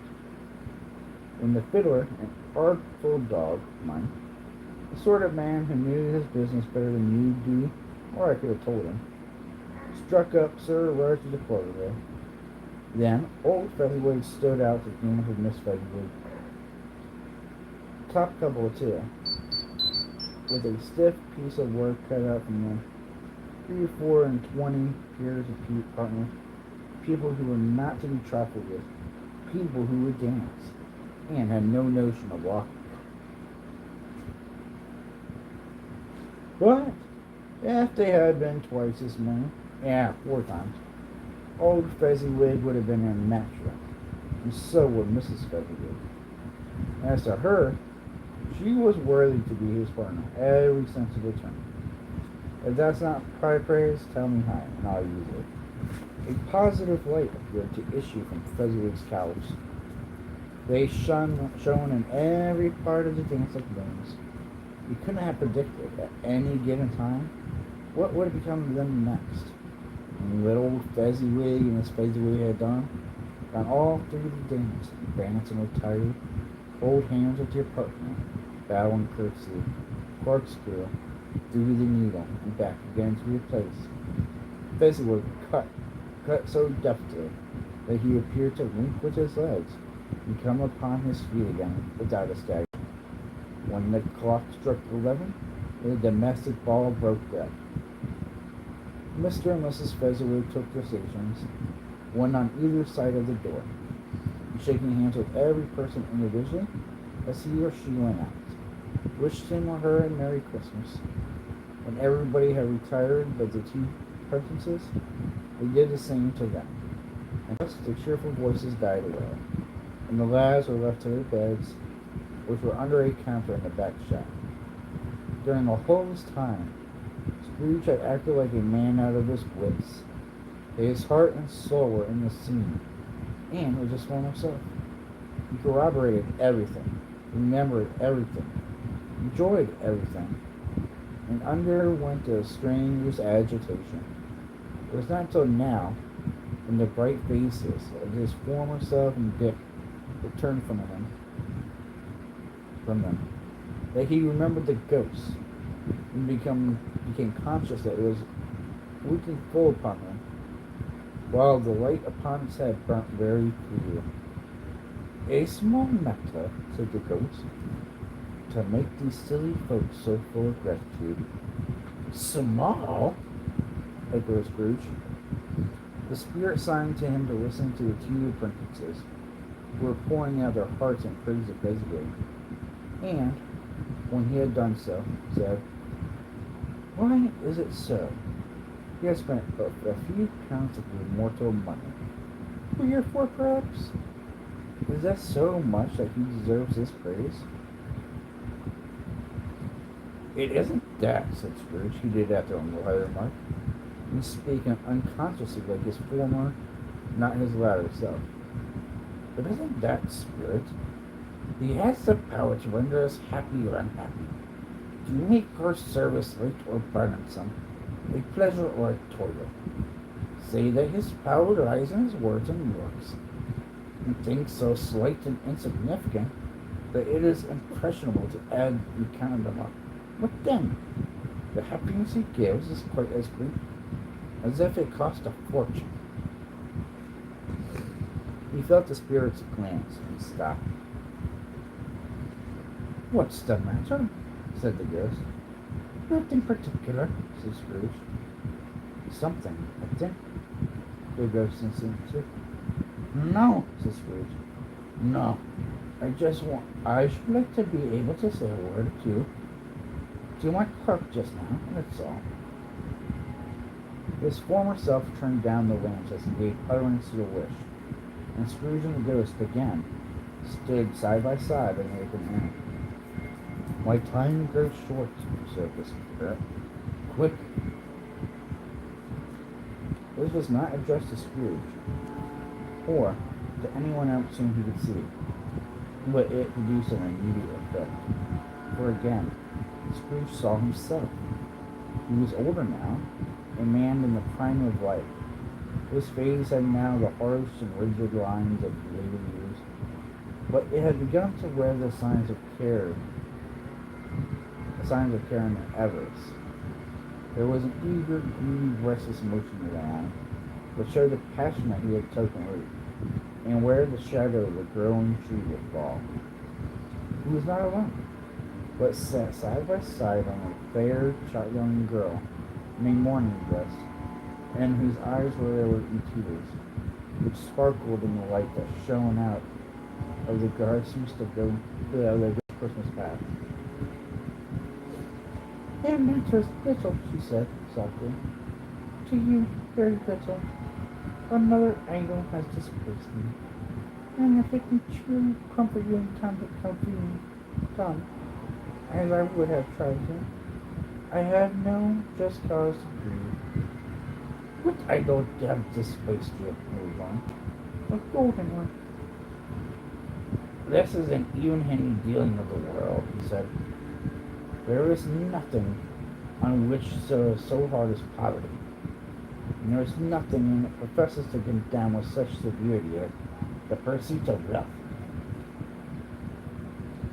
You fear the world too much, she answered gently. All your other tropes have merged into the hope of being beyond the chance of its sword reproach. I haven't seen your noble aspirations fall one by one until the master passion gained and grew to you. Have I not? What then? He retorted. Even if I have to grow so much wiser, what then? I am not changed towards you. She shook her head. Am I? Our contract is an old one. It was made when we were both poor and content to be so until, good season, we could improve our worldly fortune by our patient industry. You are changed. When it was made, you were another man. I was a boy, he said impatiently. Your own feelings tell you that you are not what you are, she returned. I am, he returned. I am. That which promised happiness, when we were one in heart, is fraught with misery now that we are two. How often how keenly I've thought of this, I will not say. It is enough that I've thought of it and can release you. Have I ever sought release? In words, no, never. And what then? And a changed nature, and an altered spirit, and another atmosphere of life, another hope as its great end, and everything that made my love any worth of value in your sight. If this had never been between us, said the girl, looking mildly, full of steadiness upon him. Tell me, would you seek me out and try to win me now? No. He seemed to yield the justice of his suppression, in spite of himself, but he said with a struggle, You think not? I would gladly think of it otherwise if I could, she sighed and said, Heaven knows, when I learned a truth like this, I know how strong and irresistible it must be. But if you were free day to day, tomorrow, yesterday, can I even believe that I would choose a dowerless girl? You? Can I believe that you would choose a dowerless girl? You who, in your very confidence with her, weigh everything by gain, or choose by guiding principle to do so? Do I not know that your reluctance and regret would Surely, Father, I do. I release you with a full heart for the love of him you once were. He was about to speak, but with her head turned from him, she resumed, you may. The memory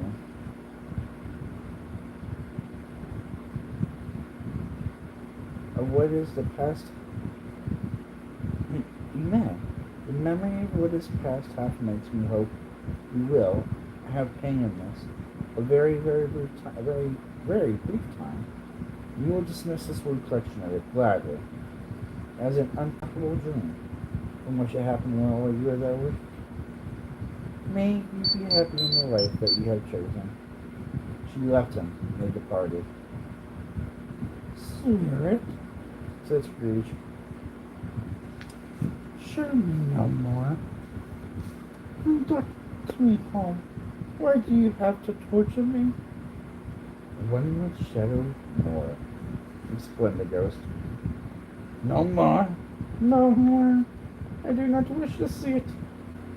Show me no more. But a relentless ghost pinioned him both in the arms and forced him to observe what happened next. They were in another scene in a place, a room, not very large or handsome, but full of comfort. Near to the winter fire sat a beautiful young girl. So, like the last that Scrooge believed it was the same.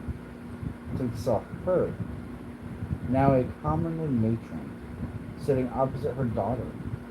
The noise in this room was perfectly tumultuous, for there were more children there, and Scrooge, in his agitated state of mind, could count, and, unlike his celebrated hurricane of poem, they were not 40 children conducting themselves like one, but every child was conducting himself like 40. The consequences were uproarious beyond belief, but no one seemed to care. On the contrary, the mother and daughter laughed heartily and enjoyed it very much, and the latter, soon beginning to mingle in the sports, got pillaged by the young brigands most ruthlessly. For I should not have given to one of them, though I should never have been so rude. No, no. I wouldn't, for the wealth of all the world, have crushed that braided hair and torn it down, and for the precious little shoe, I wouldn't have plucked it off. God bless my soul to save my life. As to measuring her waist in sport, as they did, bold, young, rude, I couldn't have done it. I should have expected my arms to have grown around him for punishment. It never came straight again. And yet, I should have dearly liked, I own, to have touched her lips, to have questioned her. She might have opened them, to have looked upon the lashes of her downcast eyes, and never raised a blush, to leave her to have let loose waves of hair, an inch of which keepsake, and it would be a keepsake beyond price. In short, I should have confessed, I do confess, and to have had the lightest license of a child, and yet been a man enough to know its value. But now a knocking at the door was heard, and such a rush immediately ensued that she was with laughing face and plundered dress was borne toward the son of a flushed and boisterous group, just in time to greet the father, who came home to attend by a man laden with Christmas toys and presents. Then the shouting and the struggling, the onslaught that was made on the defenseless porter, the scaling and the chairs before ladders to drive into the products and into his pockets, spoiling him with brown paper parcels, poured onto him tight by the cravat, hug him around the neck, pommel his back, and kick his legs in inward heptile affection. The shouts of wonder and delight with which the development of every package was received, the terrible announcement that the baby had been taken in the act of putting in a doll's frying pan in man's mouth. And it was more than suspected of swallowing a fictitious turkey glued to a wondrous platter. The immense relief of finding himself also on, the joyous and gratitude and ecstasy. They are all indestructible in their like. It is enough that by degrees the children and their emotions got out of their parlor and by a hair at a time up to the top of the house, where they were sent to bed, and so subsided. And now Scrooge looked on more attentively than ever. When the master of the house, having his daughter leaning fondly on him, sat down with her and her mother at his own firm side, and when he thought that such another creature, quite as graceful and as full of promise, might have called him father, even in the springtime in the haggard winter of life, his sight grew very dim indeed.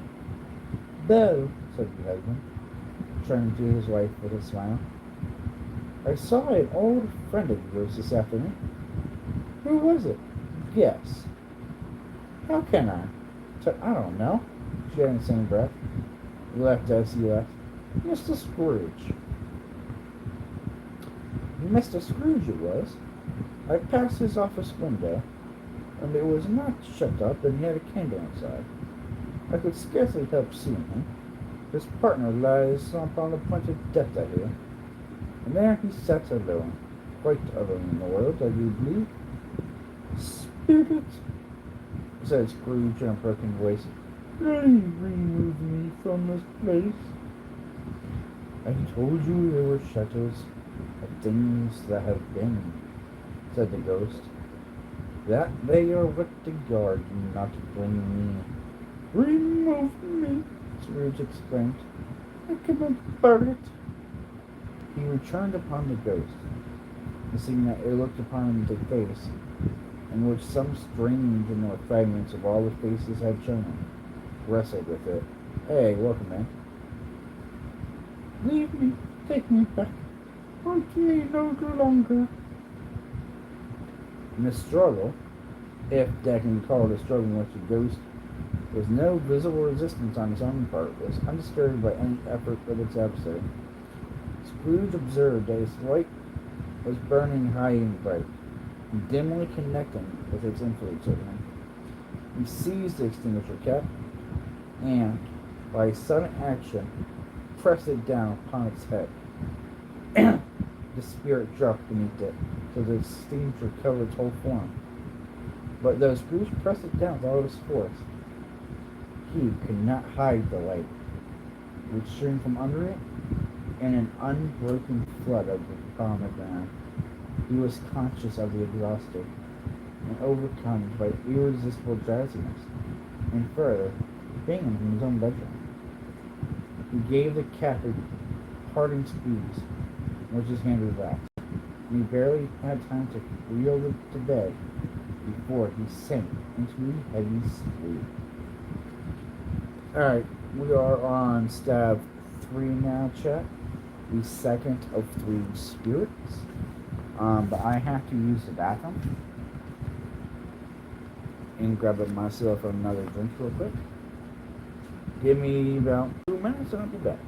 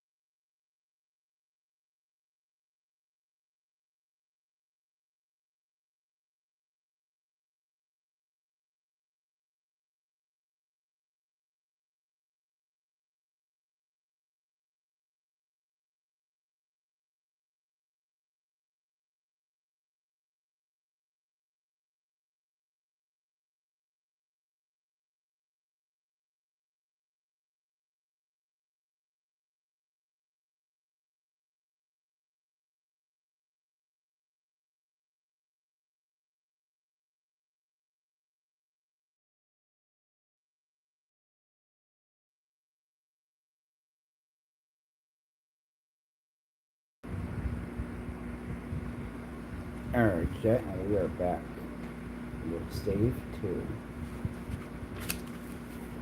The second of the three spirits.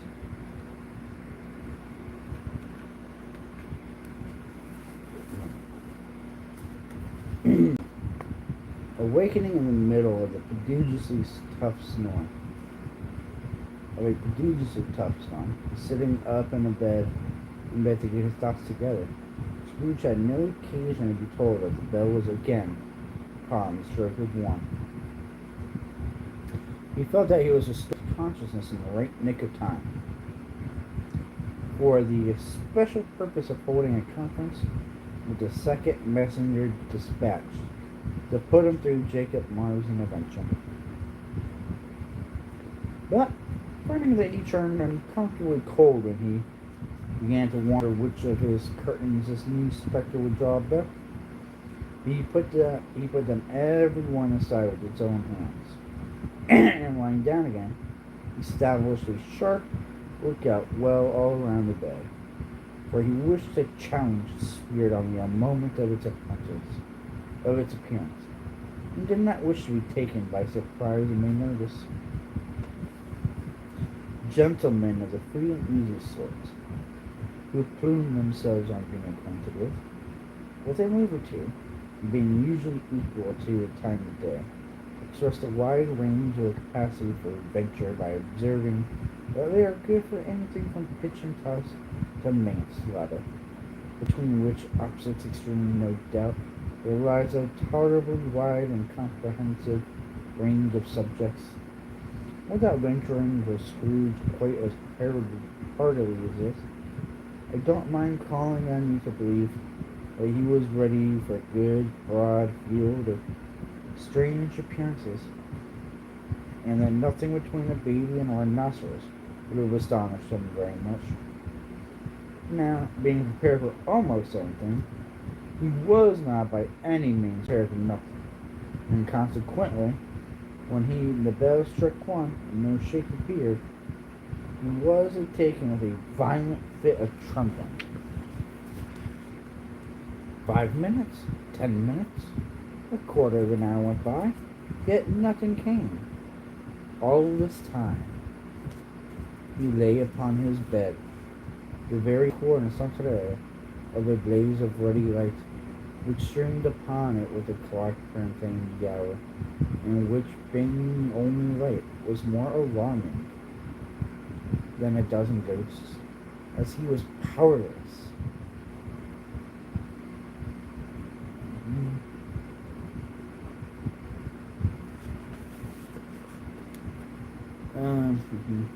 As he was powerless to make out what it meant, or would be at all, and was sometimes apprehensive that he might be, at the very moment, an interesting case of spontaneous combustion, without having the consolation of knowing it. At last, however, he began to think, I would, as you or I would. I thought at first, for it is always the person, not in the predicament, who knows what ought to have been done in it. I had already read that line. At last, however, he began to think, and as you or I would have thought at first, for it has always been done in it, would have unquestionably have been unquestionably have been, would have,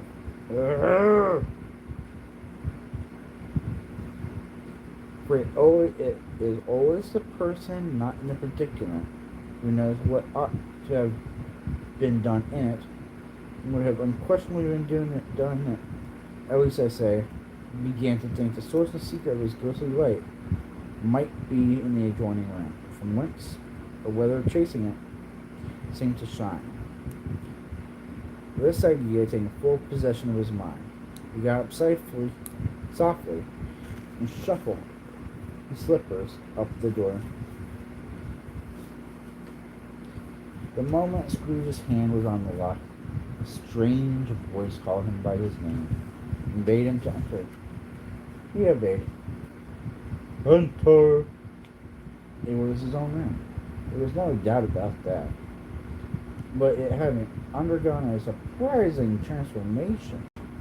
The walls and ceilings were so hung with living green that it looked like a perfect grove, from every part of which bright green berries glistened.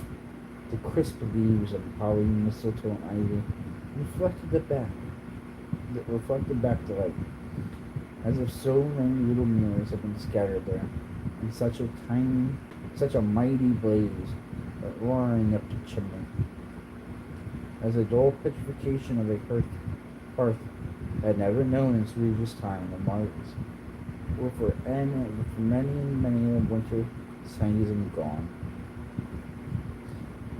Heaped upon the floor to form a kind of throne, where turkey, geese, game, poultry, brawn, great joints of meat, sucking pigs, long wreaths of sausages, mince pies, plum puddings, barrels of oysters, red-hot chestnuts, cherry-cheeked apples, juicy oranges, luscious pears, immense twelfth cakes, and seething bowls of punch that made the chamber dim with their delicious steam. An easy state upon his couch, there sat a jolly giant, glorious to see. He bore a glowing torch, and in shape not unlike Plenty's horn, and held it up, high up, to shed its light on Scrooge, as he came peeping around the door. "Come in!" exclaimed the ghost. "Come in, and know me better, man." Scrooge entered timidly, and hung his head before the spirit.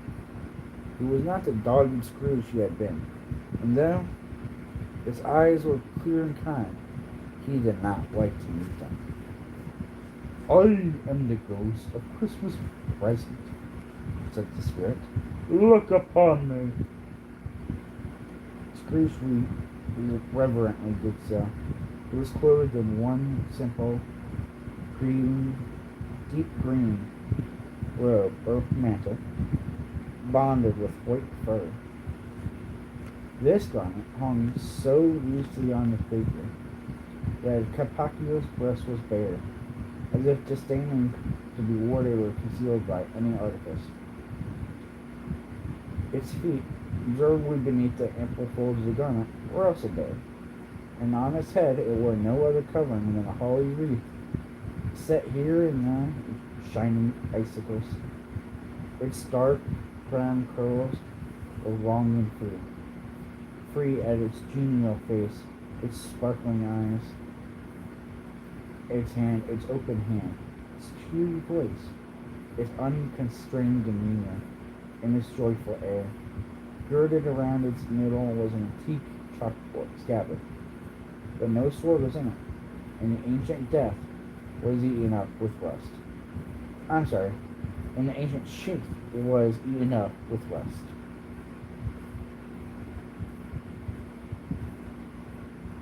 "You have never seen the like of me before," explained the spirit. "Never," Scrooge made to answer it. Have never walked forth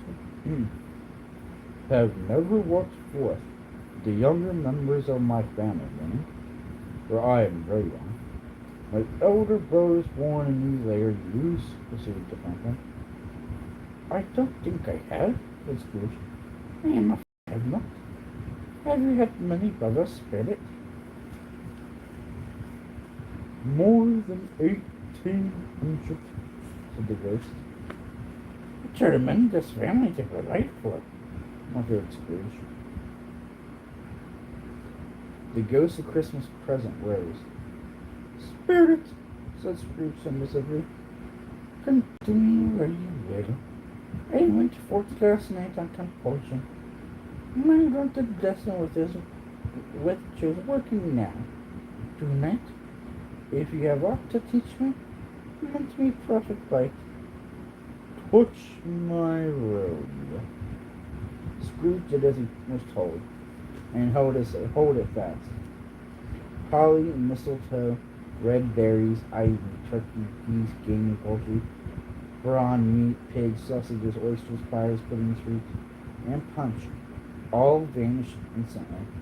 So did the room, the fire, the ruddy glow, the hour of the night. They stood in the city streets on Christmas morning, where, for weather was severe, the people made a rough but brisk and not unpleasant kind of music, and scraping from the snow from the pavement in front of their dwellings, and from the top of their houses. Once it was mad delight to the boys to see it come plumping down on the two below, and splitting it into artificial little snowstorms. The house fronts looked black enough, and the windows blacker. Alright, chat, we are now on page 34, which is the halfway mark. Yeehaw! Contrasting with the smooth white sheet of snow upon the roofs, and with the dirtier snow upon the ground, which last deposit had last been plowed up in deep furrows by the heavy wheels of carts and wagons, furrows that crossed and recrossed each other hundreds of times, but the great streets branched off and made intricate channels hard to trace in the thick yellow mud and icy water. And the sky was gleaming, and the shortest streets were choked up with a dinging mist, half thawed, half frozen, whose heavier part was descended in a shower of sooty atoms, as if all the chimneys in Great Britain had, by other consent, caught fire, and other blazing away to their dear heart's consent. There was nothing very cheerful in this climate of the town, and yet was an air of cheerfulness abroad the cleanest summer air and brightest summer sun may have endeavored to diffuse it in vain. For the people who were shoveling away on the housetops were jovial and full-breathed, calling out to one another from the parklets, and now and then exchanging a facetious snowball. Better nodded,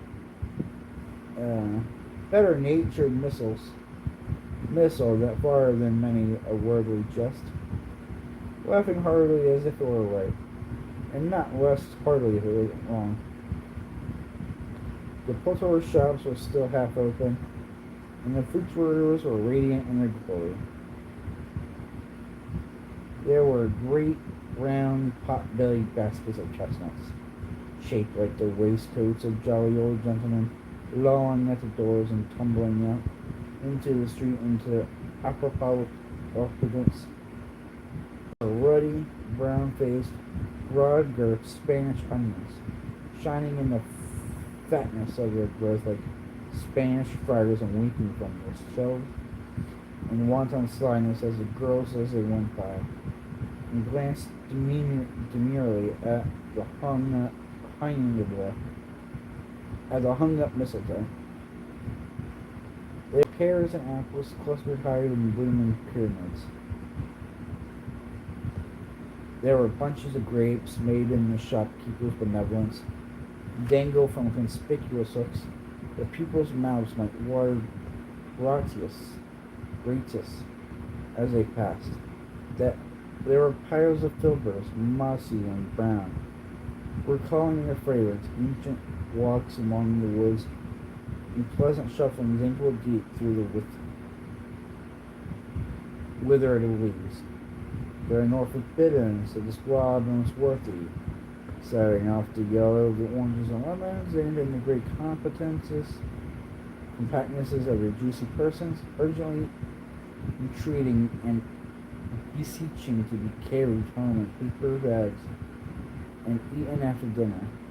They were the very gold and silver fish set forth among the choice fruits in a bowl.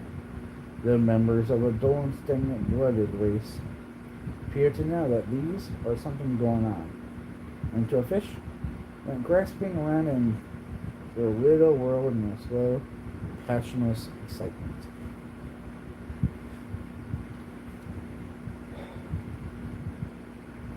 The grocers, oh the grocers, nearly closed. is perhaps 2 shutters down alone, but through the gap soft glimpses. Um, so like, how much more of that is his whole page? This whole next page is just explaining. It's just description.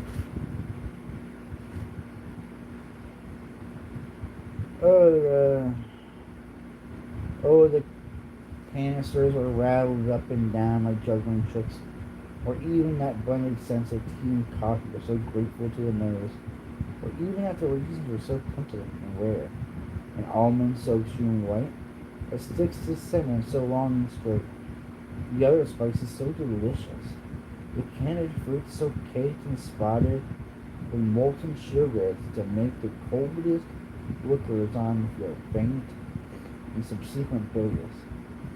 Nor was it that the figs were moist and pulpy, nor the French plums blushed from the modest tartness from their highly decorated boxes, but everything was good to eat in Christmas dress.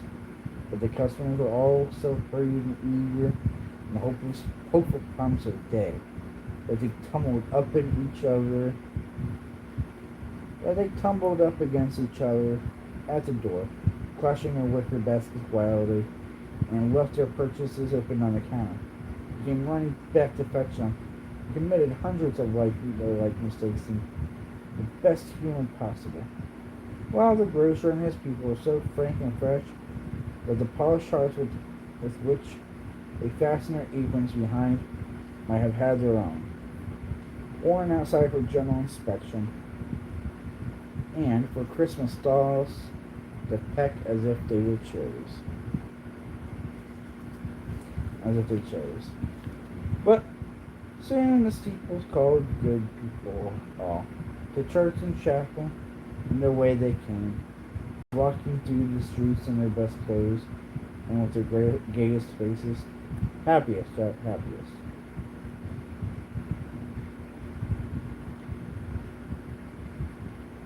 And at the time they emerged from scores of by-streets, lanes, and nameless turnings, immeasurable people, carrying their dinners to the baker's shop.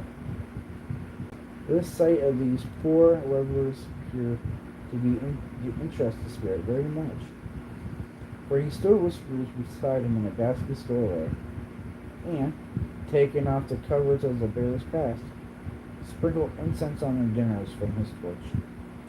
You know, it was a very uncommon kind of torch, for once and twice, when there were angry words between some dinner carriers who had jostled with each other, he shed a few drops of water on them, and from it, and their good humor was restored directly. For they said, it was a shame to quarrel on Christmas Day, and so it was. God loved it, so it was. In time the bells ceased, and the bakers were shut up, and there was a genial shadowing forth of all dinners in the progress of the cooking, and the broad blotch of the wet in each baker's oven, where the pavement smoked as if the stones were cooking too. Is there a peculiar flavor? Is there a peculiar flavor in what you sprinkle from your torch? Asked Rich. There is. Mine own. Would it apply to any kind of dinner on this day? To any kindly given? To a poor one most. Why to a poor one most? Because it needs it most. Spirit, said Scrooge after a moment's thought. I wonder you, of all the beings in many worlds about us, should desire to cramp these people's opportunities of innocent enjoyment. Aye, cried the spirit. You would deprive them of their means of dining every 7th day, often the only day on which they could be saved to dine at all? Does Scrooge permit you? Aye, said the spirit. You seek to close these places on the 7th day, said Scrooge? And it comes to the same thing. I seek, exclaimed the spirit. Forgive me if I'm wrong. It has been done in your name, not to be sin, not to your family, said Scrooge. There are some upon this earth of yours.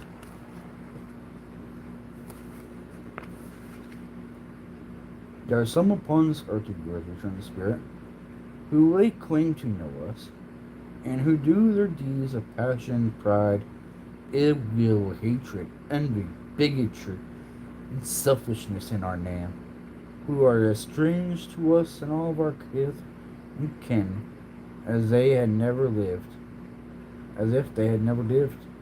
Remember that, and charge their doings on themselves, not us. Scrooge promised that he would,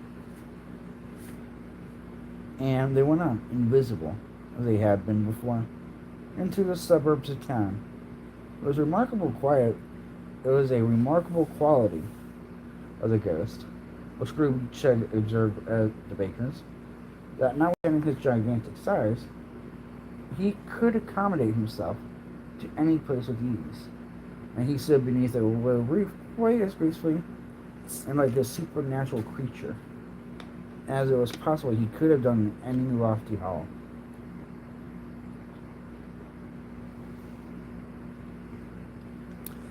Sponsored by Coca-Cola.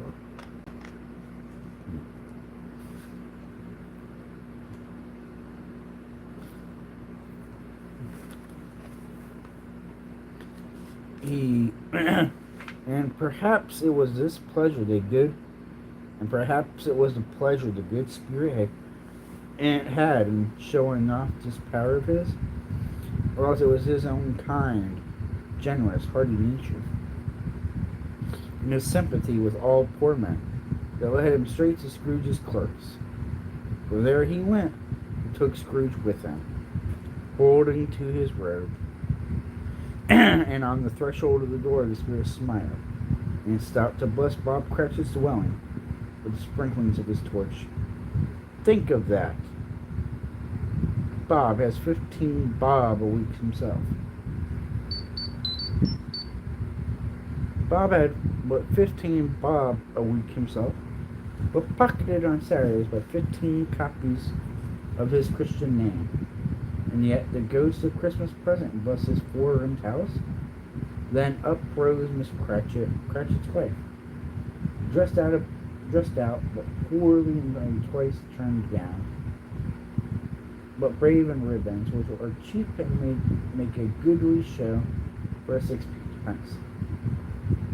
And she laid the cloth, assisted by Blended Cratchit, second of her daughters, also brave in ribbons, while Master Peter Cratchit plunged a fork into a saucepan of potatoes, and, getting the corners of his monstrous shirt collar, Bob's private property, conferred upon his son in honor of the day, into his mouth, rejoiced to find himself so gallantly attired, and yearned to show his linen in the fashionable parts. And now 2 smaller Cratchits, boy and girl, came tearing and screaming outside of the baker's that they had smelt the goose and known it for their own, and basking in luxurious thoughts of sage and onion, these young Cratchits danced about the table, exalted Master Peter Cratchit to the skies, while he, not proud, although his collars nearly choked him, blew the fire until the slow potato was bubbling up, knocked loudly at the saucepan lid to be let out and peeled.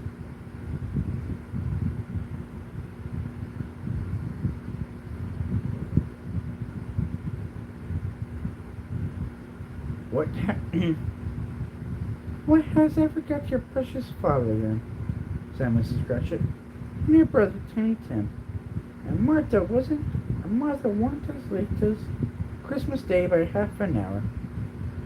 Here's Martha, mother, said a girl, appearing as she spoke. Here's Martha, mother, cried the 2 young Cratchits. Hurrah! There's such a goose, mother. Why, bless your hearts alive, my dear. How late are you? Said Mrs. Cratchit, kissing her a dozen times and taking off her shawl and bonnet for her with the fishiest zeal. We had a deal of work to finish up last night, replied the girl, and had to clear the way this morning, mother. Well, never mind so long as you come, said Mrs. Cratchit. Cratchit, not Cratchit, sorry guys. Sit you down before the fire, my dear, and have a warm, Lord bless you. No, there's father coming, cried the two young Cratchits, who were everywhere at once. Hide, Martha, hide! So Martha hid herself. In came little Bob the father, with at least 3 feet of comforter exclusive on the fridge, hanging down before him, and his threadbare clothes darned up and brushed, to look seasonable, and Tiny Tim upon his shoulder. Alas for Tiny Tim, he bore a little crutch, and his limbs supported by an iron frame. Why, where's our Martha? Cried Bob Cratchit, looking around. Not coming, was Cratchit. Not coming, said Bob, with a sudden declension in his high spirits, for he had been Tim's blood horse all the way from church, and he had come home rampant. Not coming upon Christmas Day? Martha didn't like to seem disappointed. If it were only for the joke, and if it were only in joke, but she came out prematurely from behind the closet door and ran into his arms, while the two young Cratchits hustled Tiny Tim and bore him off into the washhouse, that he might hear the pudding singing into the copper. And how did little Tim behave? Asked Mrs. Cratchit, when he had rallied Bob on the jelly and Bob had hugged his daughters to his heart's content. As good as gold, said Bob, and better. Somehow, he gets thoughtful, sitting by himself so much, and thinks about the strangest thing you ever heard. He told me coming home that he hoped people saw him in the church because he was a cripple, and that might be pleasant to remember him upon Christmas Day, who made lame beggars walk and blind men see. Bob's voice was tremulous when he told him this, and trembled more because when he said that, Tiny Tim was growing strong in health. It was strong and hearty. His active little crutch was heard upon the floor, and back came Tiny Tim before another word was spoken, escorted by his brother and sister to a stool beside the fire, and while Bob, churning up his cuffs as if, poor fellow, were capable of being made more shabby, compounded some hot mixture in a jug with gin and lemons, and stirred it round and round and put it on the hob to simmer. Master Peter and the two ubiquitous Cratchits went to fetch the goose, with which they soon returned in high procession. Such a bustle ensued that you might have thought a goose was the rarest of all the birds, a feather phenomenon, to which a black swan was a matter of course, and in truth it was something very like it in that house. Miss Cratchit made the gravy, ready beforehand in a little saucepan, hissing hot. Master Peter mashed the potatoes with incredible vigor. Miss Belinda sweetened up the applesauce. Martha dusted the hot plates. Bob took Tiny Tim beside him, and in a tiny corner at the table, the two young Cratchits set chairs for everybody, and, not forgetting themselves, and mounting guard upon their posts, crammed spoons into their mouths, lest they should shriek for Goose before their turn came to be helped. At last the dishes were set on, and grace was said. It was succeeded by a breathless pause, as Mrs. Cratchit, looking slowly along the carving knife, prepared to plunge it into the breast. But when she did, and when the long-expected gush of stuffing issued forth, one murmur of delight rose all around the board. And even Tiny Tim, excited by the two young Cratchits, beat on the table with the handle of his knife, and freely cried, "Hurrah!" There never was such a goose. Bob said he didn't believe there ever was such a goose cooked. Its tenderness and flavor, size, and cheapness was things of universal admiration. Eked out by the applesauce and mashed potatoes, it was a sufficient dinner for the whole family, indeed.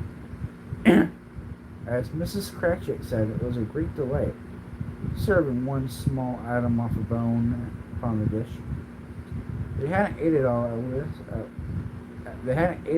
last.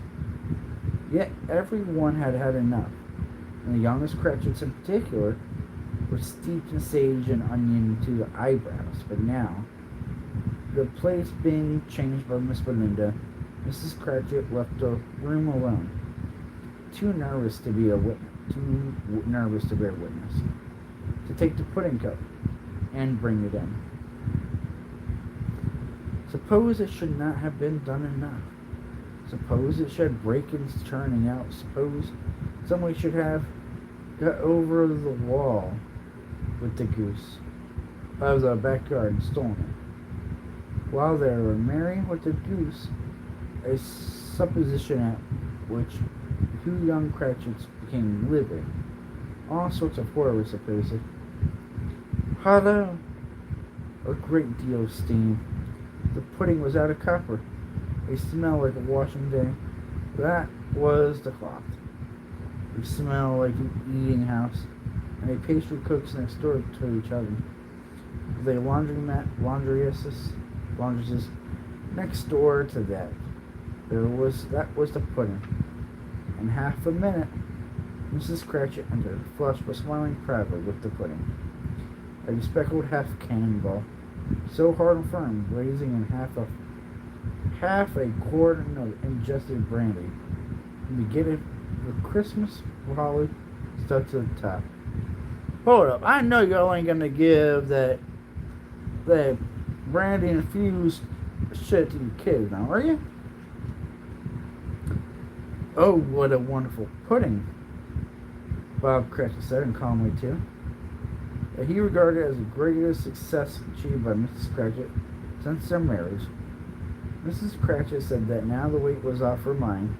She would confess she had her doubts about the quantity of flour. Everybody had something to say about it, but nobody said or thought it was all at a small pudding for a large family. It would have been flat heresy to do so. And any Cratchit would have been blushed to hint at such a thing. Unless the dinner was all done, the cloth was cleared, the hearth was swept, and the fire made.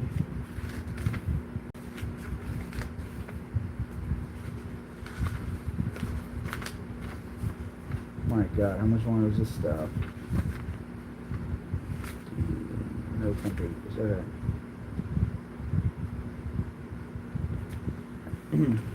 Swept and the fire made up. The compound in the jug being tasted and considered perfect. Apple and oranges were put on the table, and a shovelful of chestnuts on the fire. But then all the Cratchits drew around their hearth, and what Bob Cratchit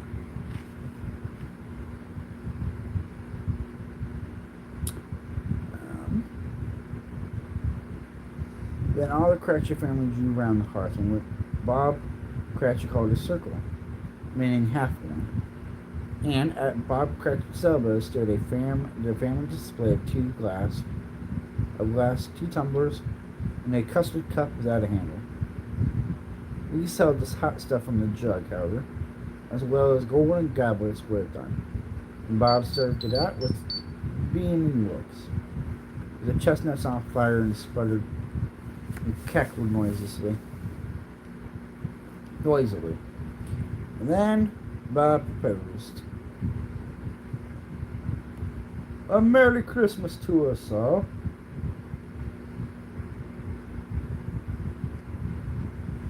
To all my dears, God bless them.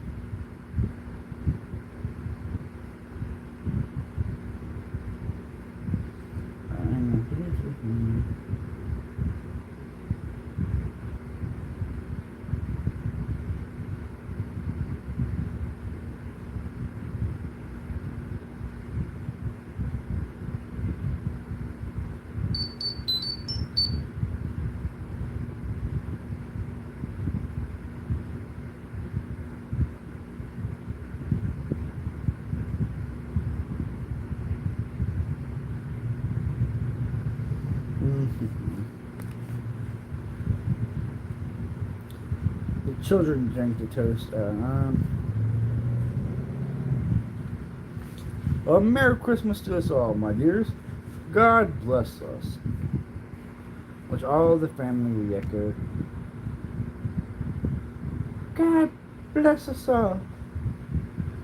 Everyone, said Tiny Tim, the last of all. He sat very close to his father's side. Upon his little stool, Bob held his withered little hand in his, as if he loved the child, and wished to keep him by his side, and dreaded that he might be taken from him. Spirit, said Scrooge, with an interest in he had never felt before. Tell me if Tim will live. I see a vacant seat, replied the ghost. In the poor chimney corner, in a crutch without an owner, carefully preserved. If these shadows remain unaltered by the future, this child will die. No, said Scrooge. Oh, no kind spirit.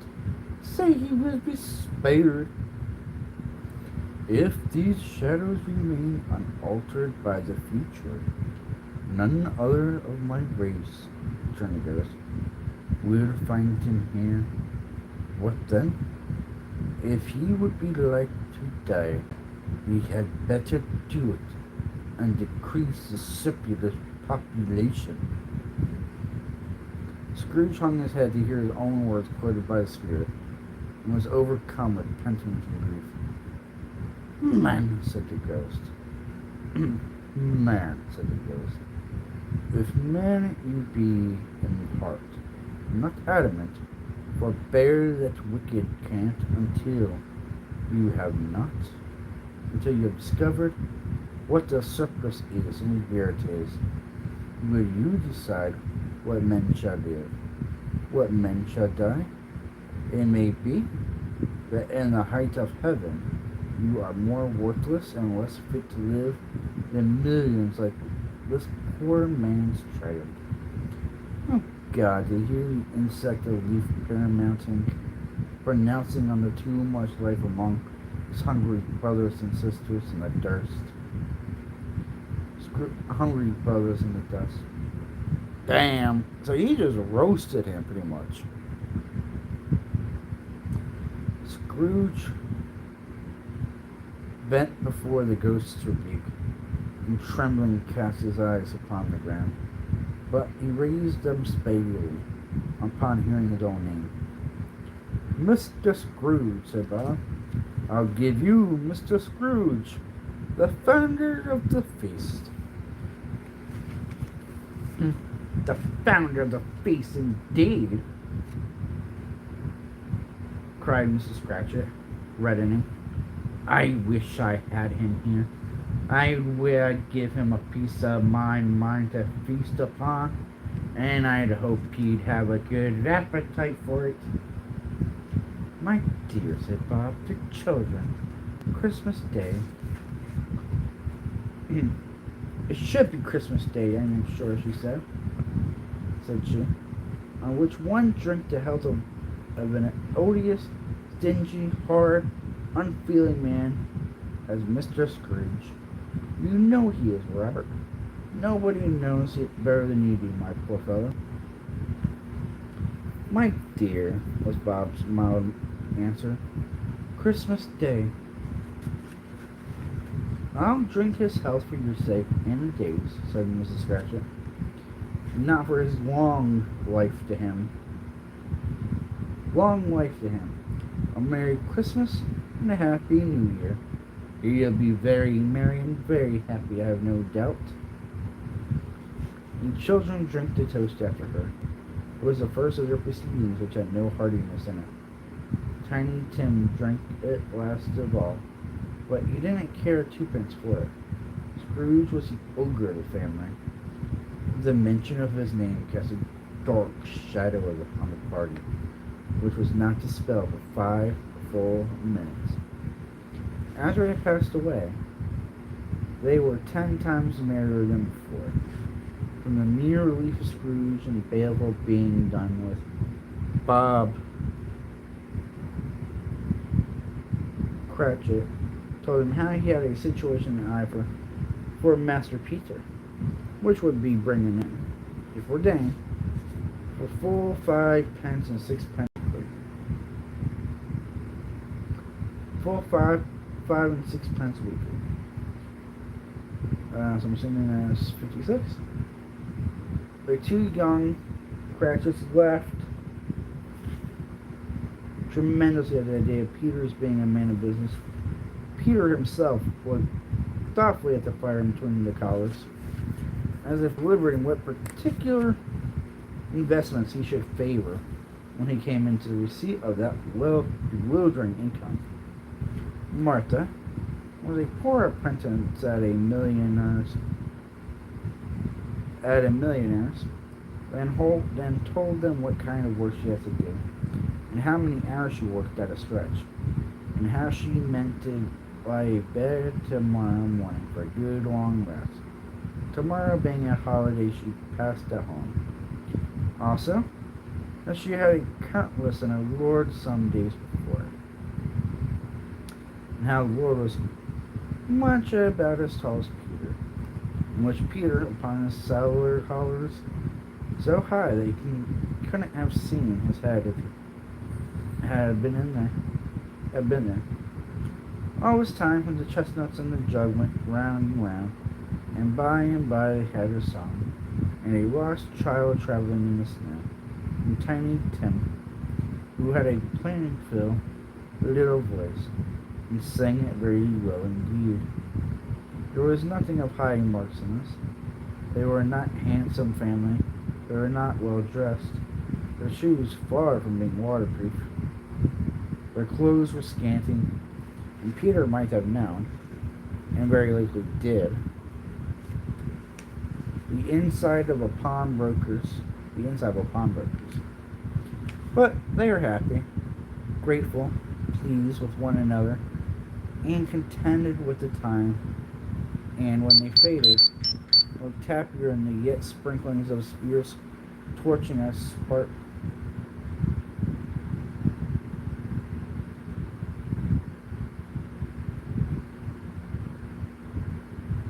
Where was I?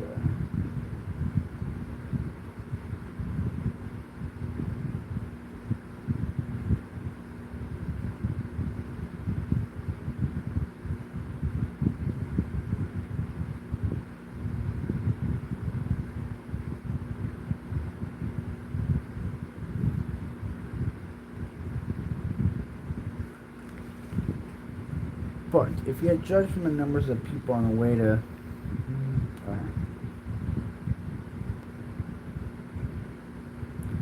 but they were happy, grateful, pleased with one another, and contented with the time. And when they faded, and looked happier yet in the bright sprinklings of spirits torch at parting, Scrooge had his eye upon them, and especially on Tiny Tim, until the last.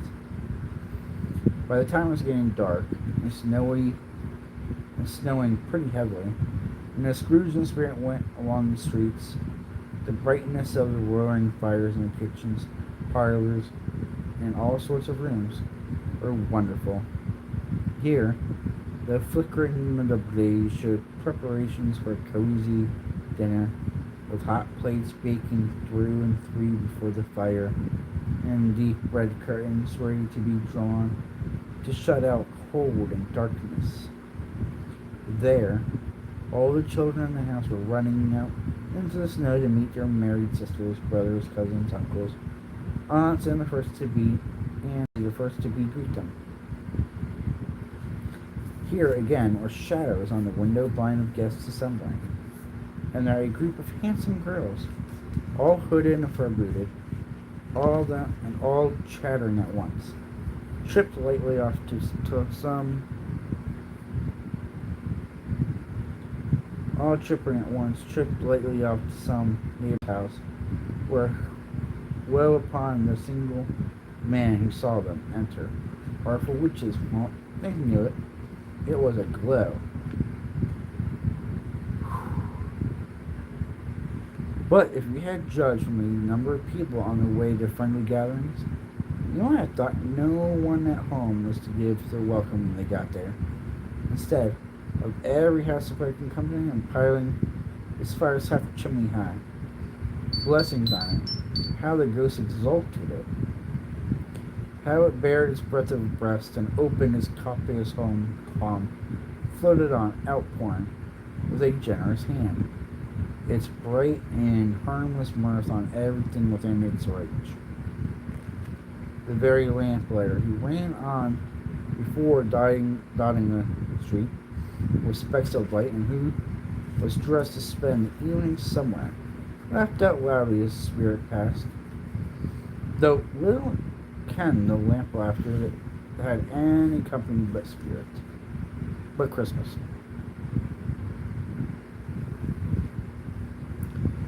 And now, without a word of warning from the ghost, they stood upon a bleak and desert moor, where monstrous masses of rude stone were cast about, as though it was the burial place of giants, and water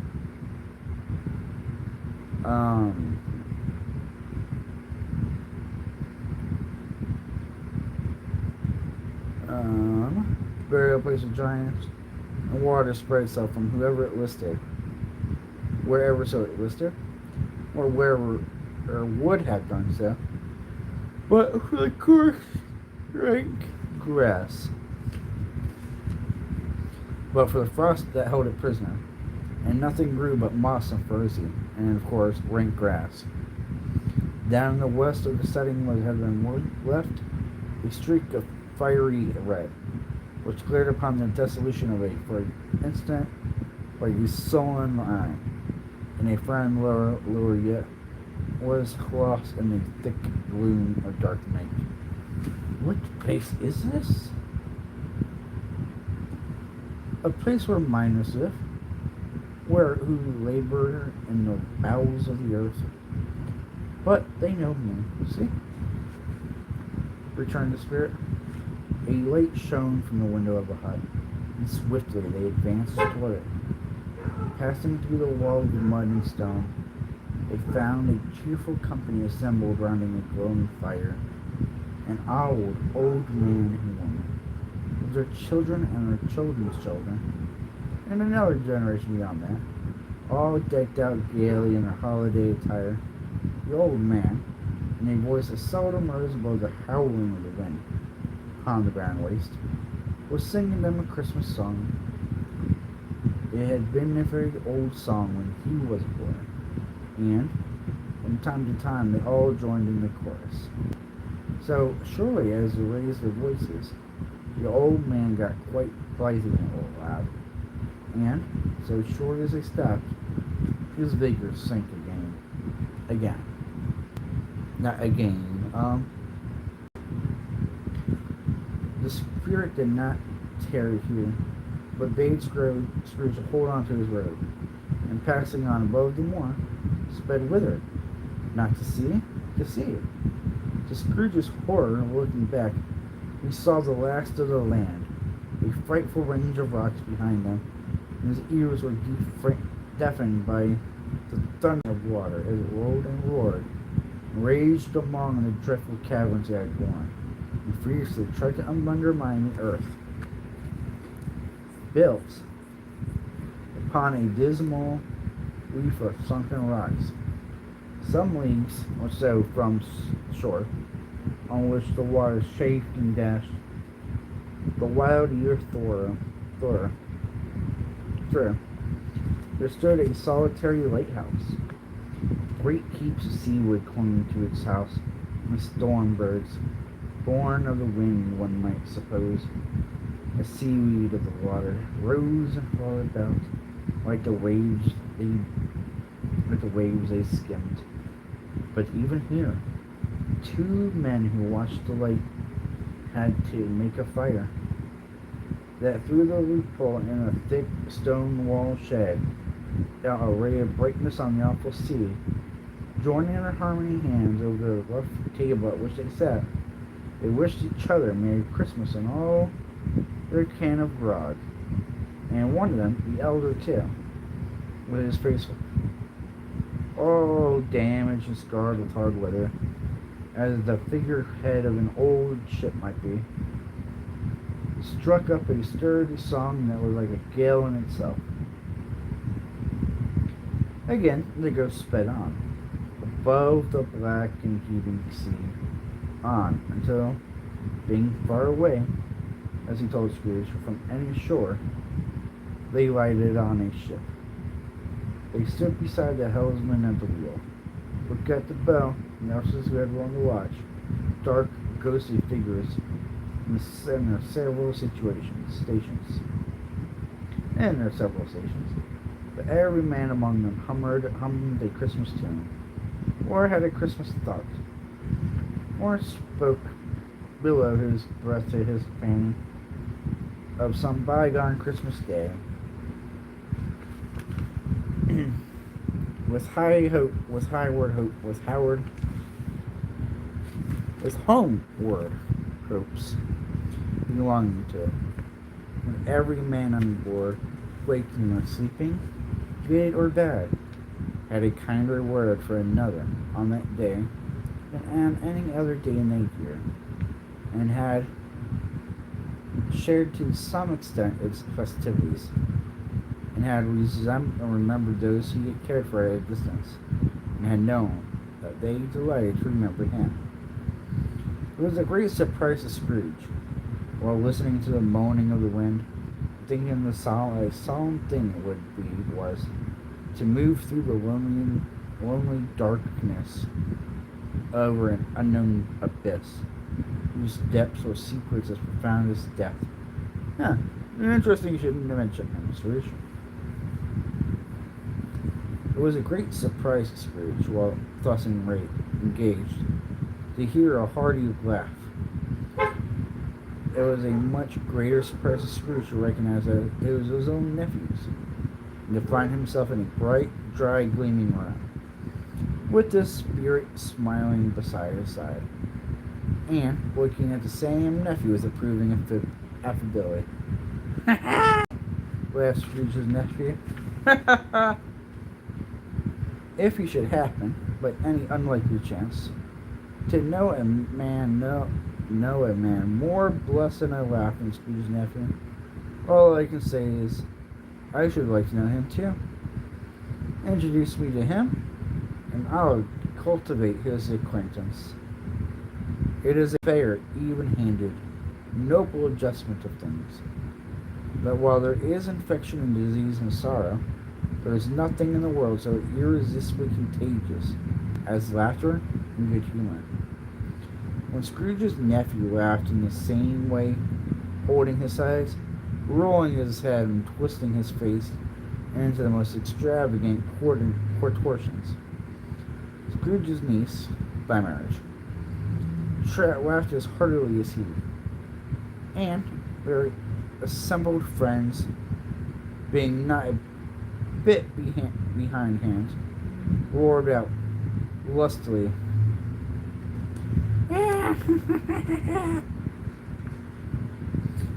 He said that Christmas was a humbug as I lived, said Scrooge's nephew. He believed it too. More shame for him, Fred, said Scrooge's niece, indignantly. Bless those women, they never had to do anything by house.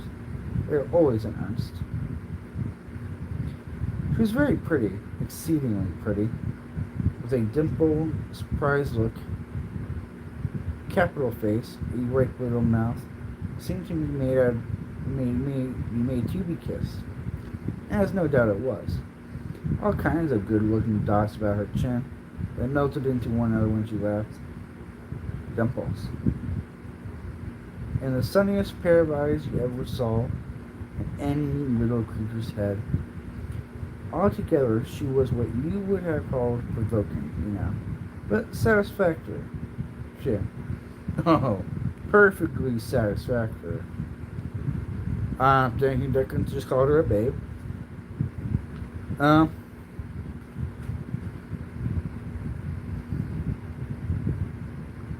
He's a comical old fellow, said Scrooge's nephew. That's the truth, and not too pleasant as he might be. However, his offenses carry their own punishment, and I have nothing to say against him. I am sure he is very rich, Fred, continued Scrooge's niece. At least you always tell me so. What of that, my dear, said Scrooge's nephew. His wealth is of no use to him. He don't do any good with it. He doesn't make himself comfortable with it. He hasn't the satisfaction of thinking, ha ha ha, that he is ever going to benefit us with it. I have no patience with him, observed Scrooge's niece. Scrooge's niece's sisters, and all the other ladies, expressed the same opinion. Oh, I have, said Scrooge's nephew. I am sorry for him. I couldn't be angry with him if I tried. Who suffers by his ill whims? Himself, always. Here, he takes it into his head to dislike us, and he won't come and dine with us. What's the consequence? He doesn't lose much of a dinner. Indeed, I think he loses a very good dinner, interrupted Scrooge's niece. Everybody else said the same. They must have been allowed to have been competent judges. They had just been at dinner, and with the dessert upon the table, were clustered around the fire by lamplight. Well, I am glad to hear it, said Scrooge's nephew, because I haven't had any great faith in these young housekeepers. What do you say, Topper? Topper had clearly got his eye upon one of Scrooge's niece's sisters, where he had answered a bachelor was a wretched outcast. That bachelor who was a wretched outcast, who had no right to express an opinion on the subject. Whereas Scrooge's niece's sister, the plump one on the lace tucker, not the one on the right, this blush. Do go on, Fred, said Scrooge's niece, clamping her hands. He never finishes what he begins to say. He is such a ridiculous fellow. Scrooge's nephew reveled in another laugh, and, as it was impossible to keep this infection off, though the plump sister tried hard to do it with the aromatic vinegar, his example was unanimously followed. I was only going to say, Scrooge said to Scrooge's nephew, that the consequence of him is taking a dislike to us, not making marriage us, as I think, if he loses some pleasant moments, which could do him no harm. I am sure he loses pleasanter companions than he can find in his own thoughts, either in the moldy old office or his dusty chambers. You mean to give him the same chance every year, whether he likes it or not. I pity him. He may rail at Christmas till he dies, but he can't help thinking better of it. I defy him. If he finds me going in there in good temper year after year, it's an Uncle Scrooge, how are you? If it only puts him in the vein to leave his poor clerk 50 pounds, that's something. And I think I shook him yesterday. It was their turn to laugh now, at the notion of his shaking Scrooge. But being thoroughly good natured and not much too caring, and not too much caring about what they laughed at, so they laughed at any note. He encouraged them at any of their merriment, and passed by little bottle joyously. After tea, they had some music. For they were a musical family, and knew what they were about. And they sung in glee or catch.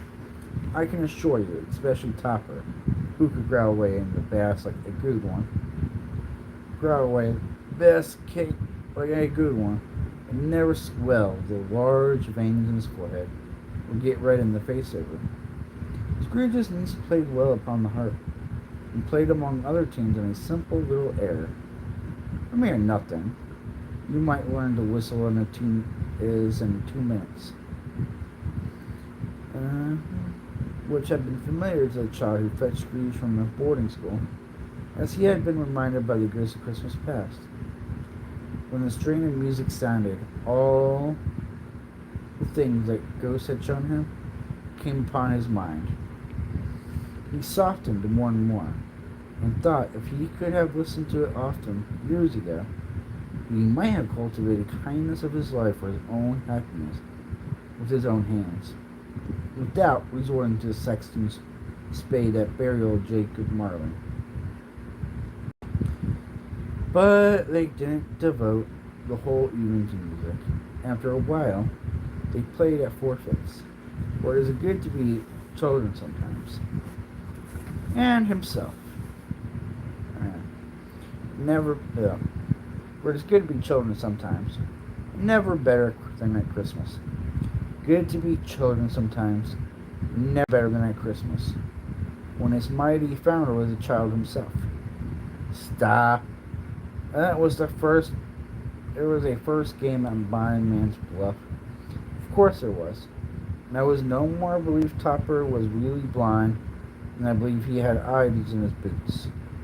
My opinion is that it was a done thing between him and Scrooge's nephew. And that the ghost of Christmas present knew it. The way he went after the plump sister and the lace chucker was an outrage of credulity of human nature. Knocking down the 5 irons, tumbling over the chairs, bumping up against the piano, smothering himself against the curtains. Wherever she went, there went he. He always knew where the plump sister was. He couldn't catch anybody else. If he had fallen up against him, as some of them did, and stood there, he would have made a feint or understanding, a feint of endeavoring to seize him, which would have been affront to your understanding, and would instantly have sidled off into the direction of the plump sister. She often cried out that it wasn't fair. It really was not. But at last he caught her, when, in spite of all the silken rustlings and her rapid flutterings past him, he got into her corner where there was no escape. Then his conduct was the most execrable. For his pretending not to know her, his pretending that it was necessary to touch her address, and further to assure himself of her identity by pressing a certain ring upon her finger, and a certain chain about her neck, was a vile, monstrous. No doubt she told him her opinion of it, whether another blind man being in office. They were so very confidential together, behind the curtains.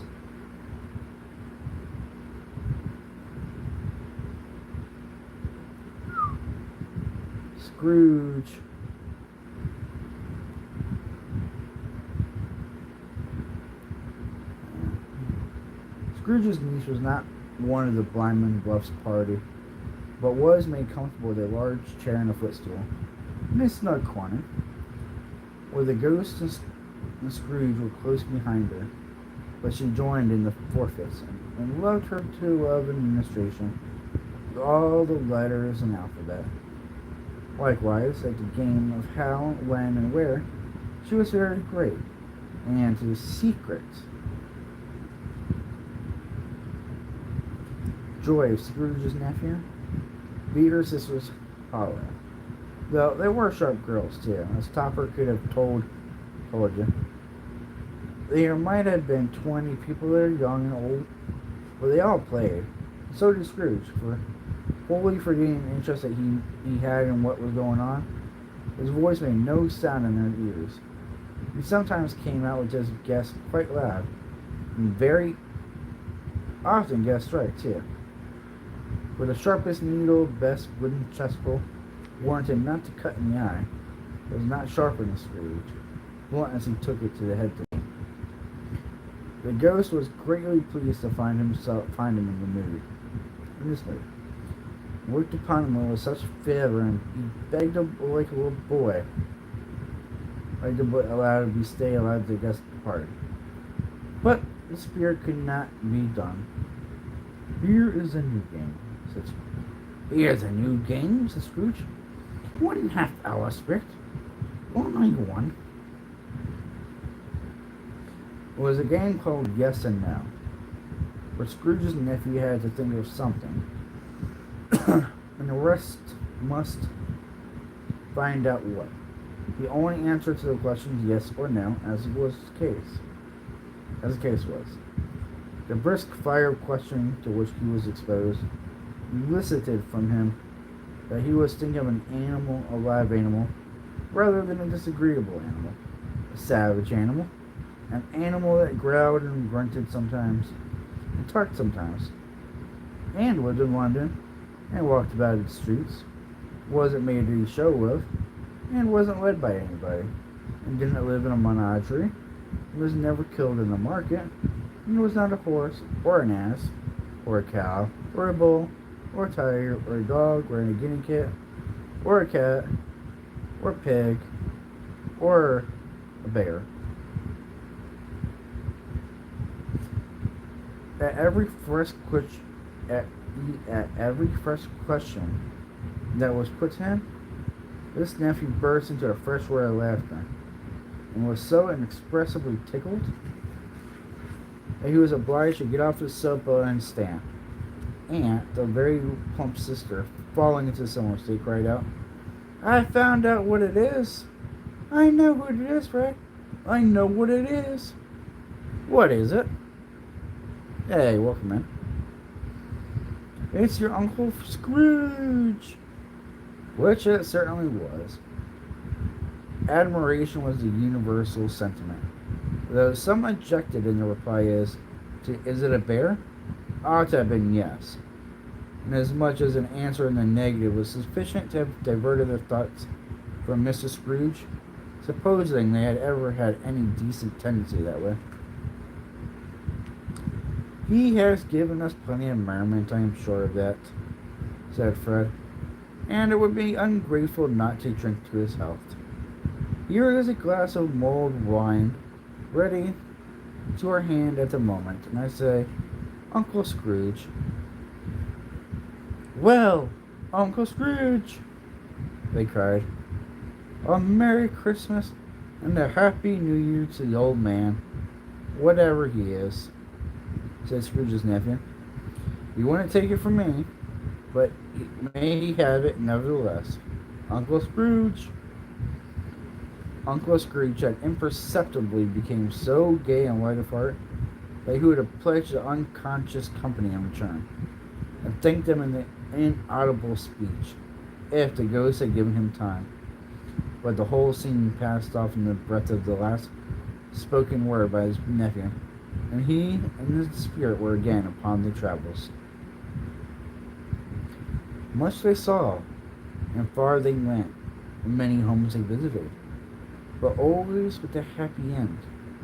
The spirit stood beside sick beds, and they were cheerful on foreign lands, and they were close at home by struggling men, and they were patient in their greater hope. By poverty, and it was rich. In atmosphere and hospital and jail, in misery's every refugee, where vain man and his little brief authority had been made fast for the door and barred the spirit out. He left his blessing and taught Scrooge his precepts. Taught Scrooge his precepts. It was a long night, if only it were a night. If it were only a night. But Scrooge had his doubts of this, because Christmas holidays appeared to be condensed into the space of time they passed together. It was strange, too, that while Scrooge remained unaltered in his outward form, the ghost grew older, clearly older. Scrooge had observed this change, but never spoke about it until they left a children's 12th night party, where, looking to spirit as they stood together in an open place, he noted that its hair was this gray. "Are spirits' lives so short?" asked Scrooge. "My life upon this globe is very brief," replied the ghost. "It ends tonight." "Tonight?" cried Scrooge. "Tonight at midnight. Hark! The time is drawing near." The chimes were ringing the 3/4 past 11 at the moment. "Forgive me if I'm not justified in what I ask." "No, forgive me if I'm not justified in what I ask," said Scrooge, looking intently at the spirit's robe. "But I see something strange, and not belonging to yourself, protruding from your skirts. Is it a foot or a claw?" "It might be a claw, for the flesh there is upon it," said was the spirit's sorrowful tone. "Look here."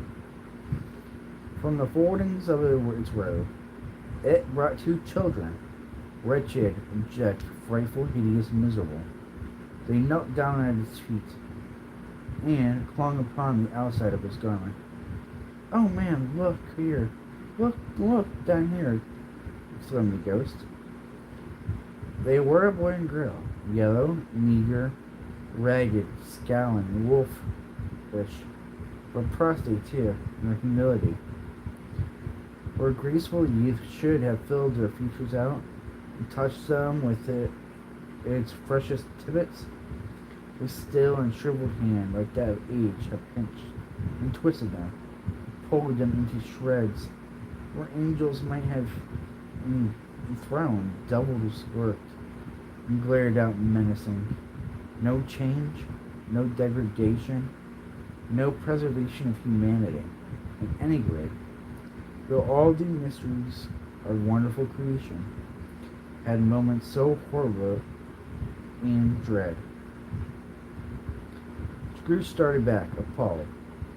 Having them shown him this in this way, he tried to say they were fine children, where the words choked themselves, rather than be parties of a lie which enormous magnitude. "Spirit? Spirit? Are they yours?" Scrooge could say no more. "They are man's," said the spirit, looking down upon them. "And they cling to me, appealing for feather from their fathers. Your ignorance, this boy's ignorance, this girl is want.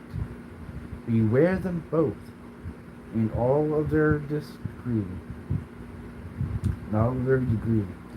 but most of all, beware of this boy, for on this brow I see that which is doom, unless the writing be erased.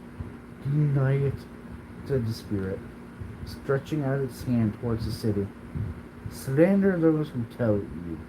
Admit it for your factious purposes, and make it worse. Embody the evil. Have they no refuge or resource?" cried Scrooge. "Are there no prisons?" said the spirit, turning on him for his last time with his own words. Are there no workhouses? The bell struck 12. Scrooge looked back at him for the ghost, and saw it not. And, as the last stroke ceased to vibrate, he remembered the prediction of old Jacob Marley, and, lifting his eyes, beheld a solemn phantom, draped and hooded, coming like a mist along the ground toward him. The last of the spirit, save for. I'm gonna use the restroom again, chat. A lot of water and a lot of coke makes you have to drink. Makes you have to use the bathroom. Be right back.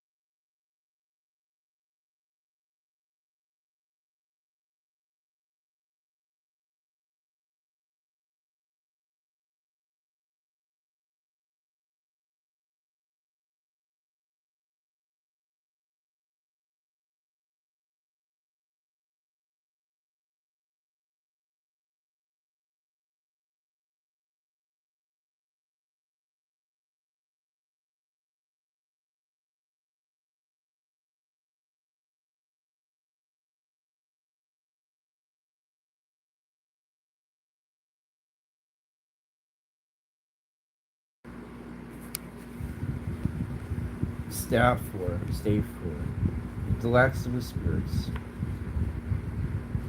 The phantom slowly, gravely, silently approached. When it came near him, Scrooge bent down upon his knee, for in the very air through which this spirit moved, it seemed to scatter gloom and mystery. It was shrouded in a deep black garment, which concealed its head, its face, its form, and left nothing of its visible save one outstretched hand.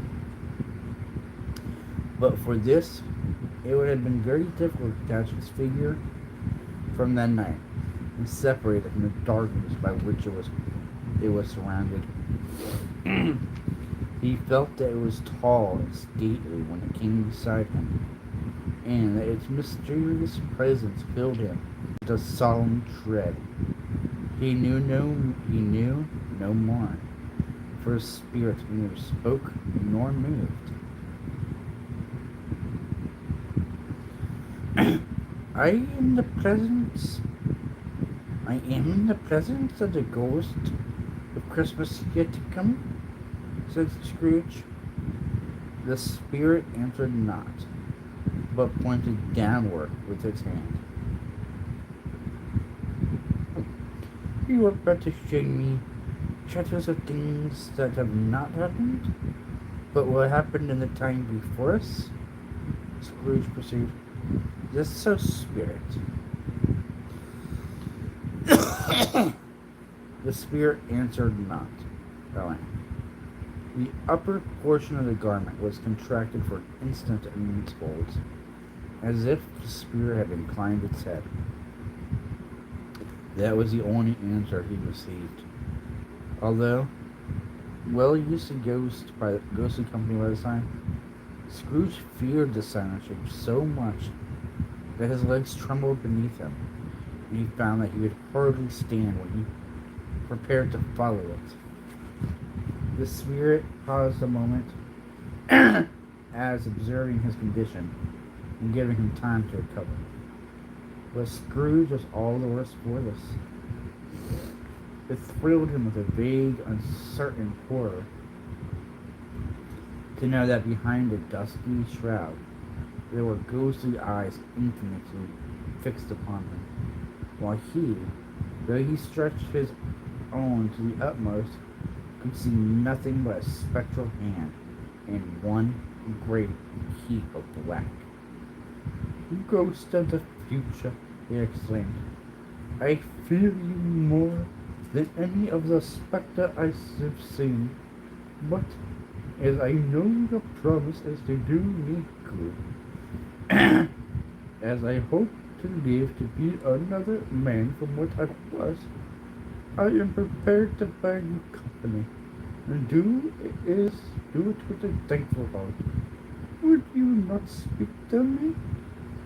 They gave him no reply. The hand was pointed straight before them. Lead on, said Scrooge. Lead on.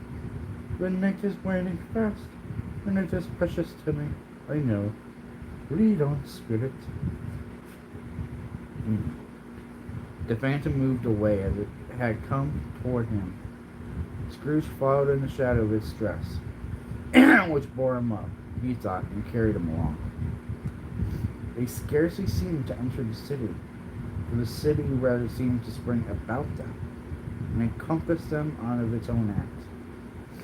But there they were, in the heart of it, on change, amongst the merchants, who hurried up and down and chinked the money in their pockets, and conversed in groups, and looked at their watches and trifled thoughtfully with their greatest gold seals, and so forth.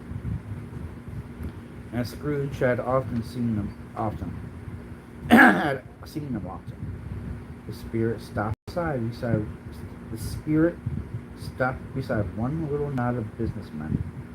Observing the hand was pointed to them, Scrooge advanced to listen to their talk. No, said a great fat man with a monstrous chin. I don't know about it either way. I only know he's dead. Did he die? Another inquired. Last night, I believe. What was the manner of death? What was the matter with him? Asked the third, taking a vast quantity of snuff out of a very large snuff box. I thought he'd never die. God knows, said the first with a yawn. What has he done with his money? Asked a red-faced gentleman with a pendulous accessory on the end of his nose, then shook the gills of his turkey cock. Okay. I haven't heard, said the man with the large chimney again. Left it to the company, perhaps. He hasn't left it to me. That's all I know. This pleasantry was received with a general laugh. It's likely to be a very cheap funeral, said the same speaker. For upon my life, I don't know of anybody to go to it. Suppose we make up a party and volunteers? I don't mind going if the lunch is involved, provided, observed the gentleman with the accessories on his nose. But I must be fed, if I may. Another laugh. Well, I am the most disinterested amongst you, after all, the first speaker. For I never wear black gloves, and I never eat lunch. But I'll offer to go if anybody else will. When I came to think of it, I'm not at all sure that a want isn't his most spectacular friend. Yeah. When I come to think of it, I'm not at all sure that I wasn't his most particular friend, for we used to stop and speak whenever we met. Bye-bye. Speakers and listeners strolled away, and mixed with other groups, Scrooge knew the men, and looked towards the spirit for an explanation. The phantom glided on into a street. That wording makes no sense. That's an oxymoron. The phantom glided on into a street. His fingers pointed to two persons moving. Scrooge listened again, thinking that the explanation might lie here. He knew these men also perfectly. They were men of business, very wealthy, and of great importance. He had made a point of always standing well with them in their esteem. In a business point of view, that is. Strictly in a business point of view. How are you? Said one. How are you? Returned the other. Well, said the first. Old Scratch has got his own at last, eh? So I am told, returned the second. Cold, isn't it? Seasonable for Christmas time. You're not a scare, I suppose. No. Something else to think of. Good morning. Not another word. That was their meeting, their conversation, and their parting. Scrooge was at first inclined to be surprised that the spirit should attach importance to a conversation apparently so trivial, but feeling assured that they must have had some hidden purpose, he set himself to consider what it was likely to be.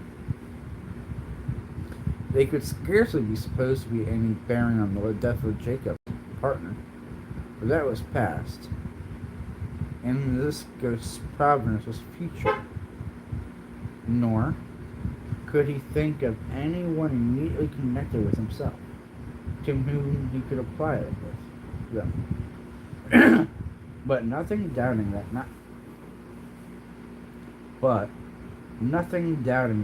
to whomever that applied, they had some latent moral for his own improvement. He resolved to treasure up every word he heard, and everything he saw, and especially to observe the shadow of himself when he appeared, for he had an expectation that the conduct of his future self would give him the clue he missed. and would render the solution of these riddles easy. He looked about it in the very place for his own image, but another man stood in his accustomed corner.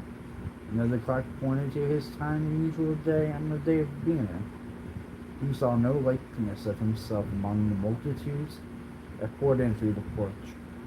It gave him little surprise, however, for he had been revolving in his mind the change of life, and thought he had hoped he saw his newborn resolution carried out at next. Quiet and dark, beside him stood the phantom, with its outstretched hand. When he roused himself from his thoughtful quest, he fancied from the turn on his hand, and in the situation its reference to himself, then the unseen eyes.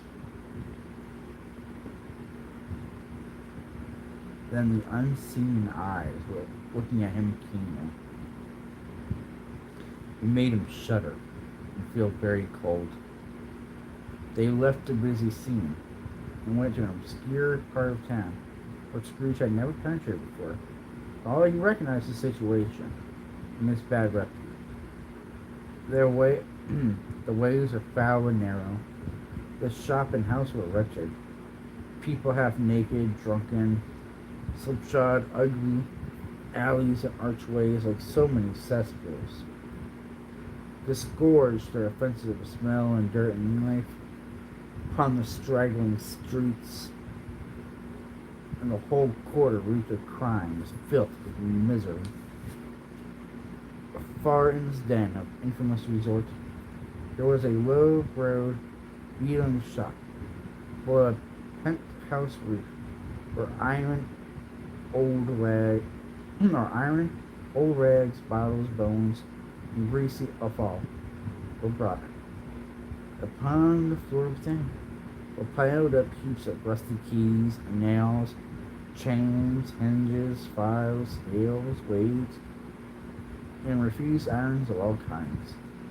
Secrets that few would like to scrutinize were bred and hidden in mountains of unseemly rags, masses of corrupted fat and sepulchres of bones, sitting in amongst the wares he dealt in, by charcoal,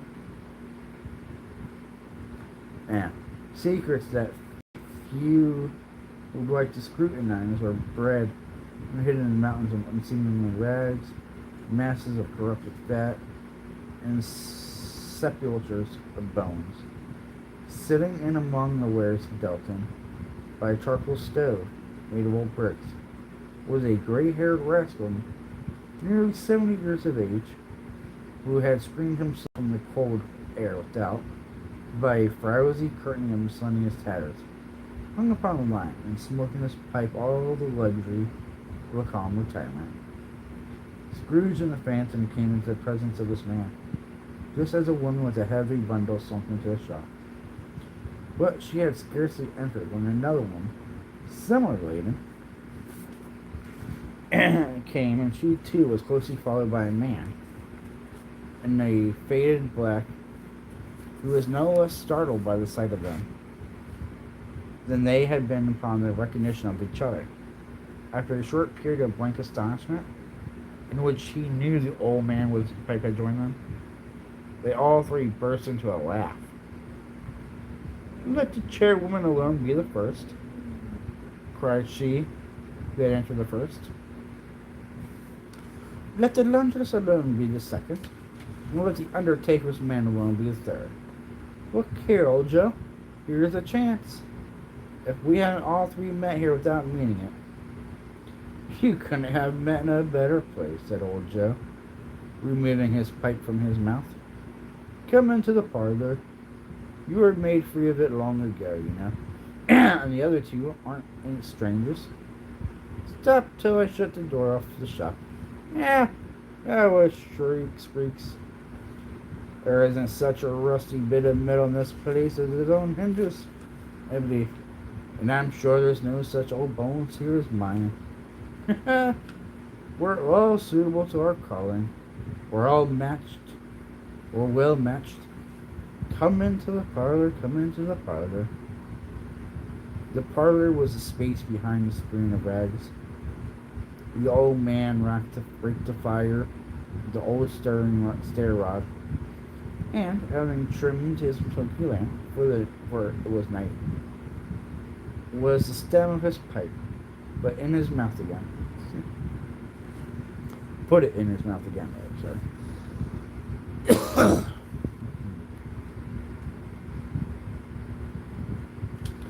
While he did this, the woman had already spoken through her bundle on the floor and sat down in a flaunting manner on a stool, crossing her elbows on her knees and looking with a bold defiance at the other two. What odds, then? What odds, Miss Dipper? Said the woman. Every person has a right to take care of themselves. He always did. That's true indeed, said Laundress. No man more so.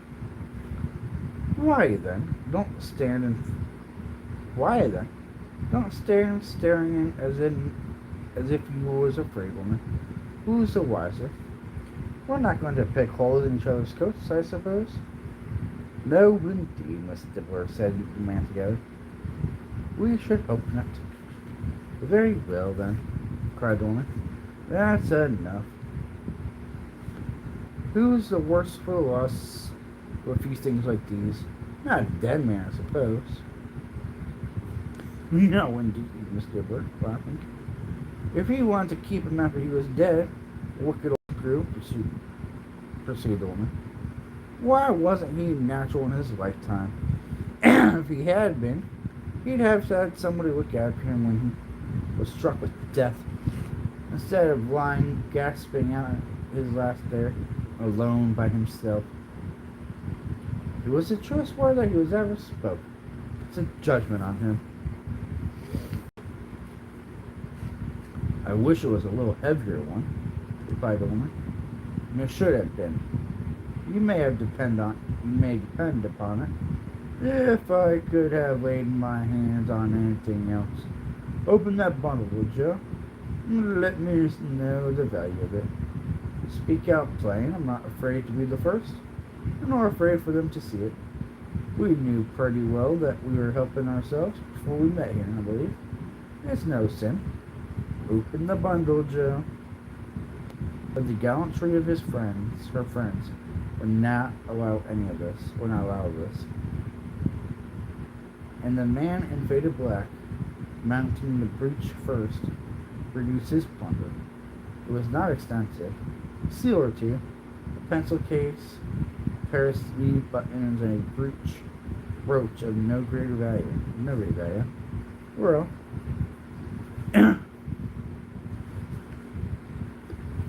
they were severely severely examined and appraised by old Joe. He chalked up the sums as he was disposed to give for each on the wall, and after that gave them some total when he found there was nothing more to come. That's your account, said Joe. I wouldn't give another 6 pence if I was to be boiled for not doing it. Who's next?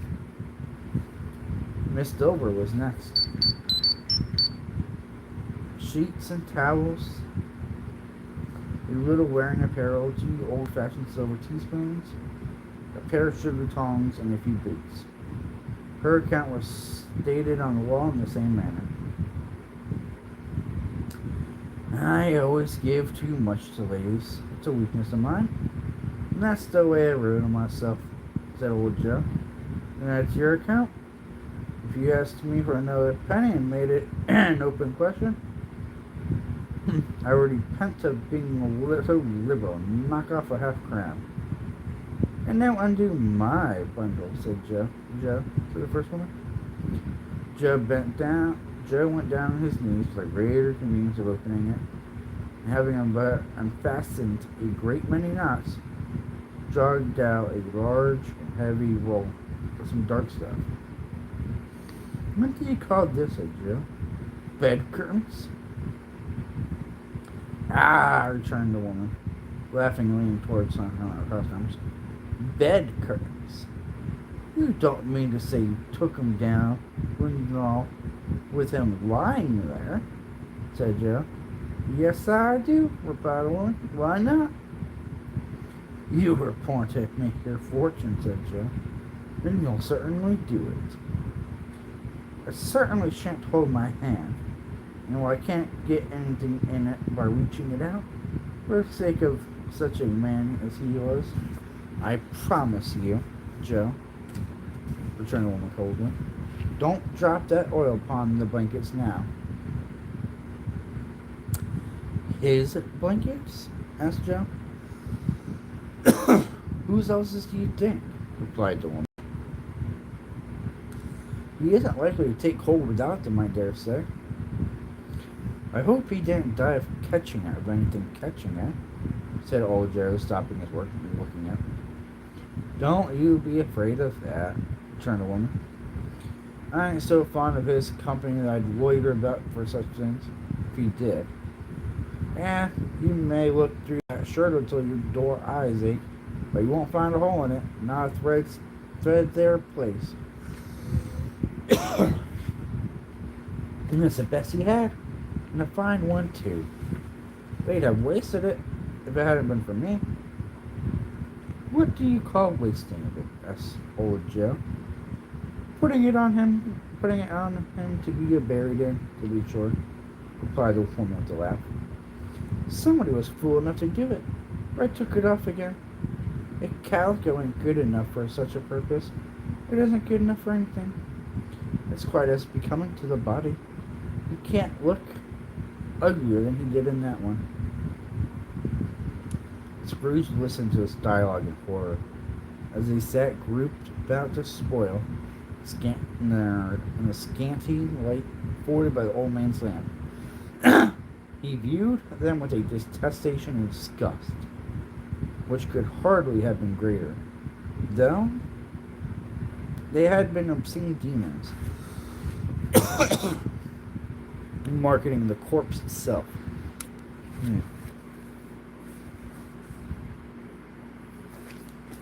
I gotta take a sip of water with your chest. Okay.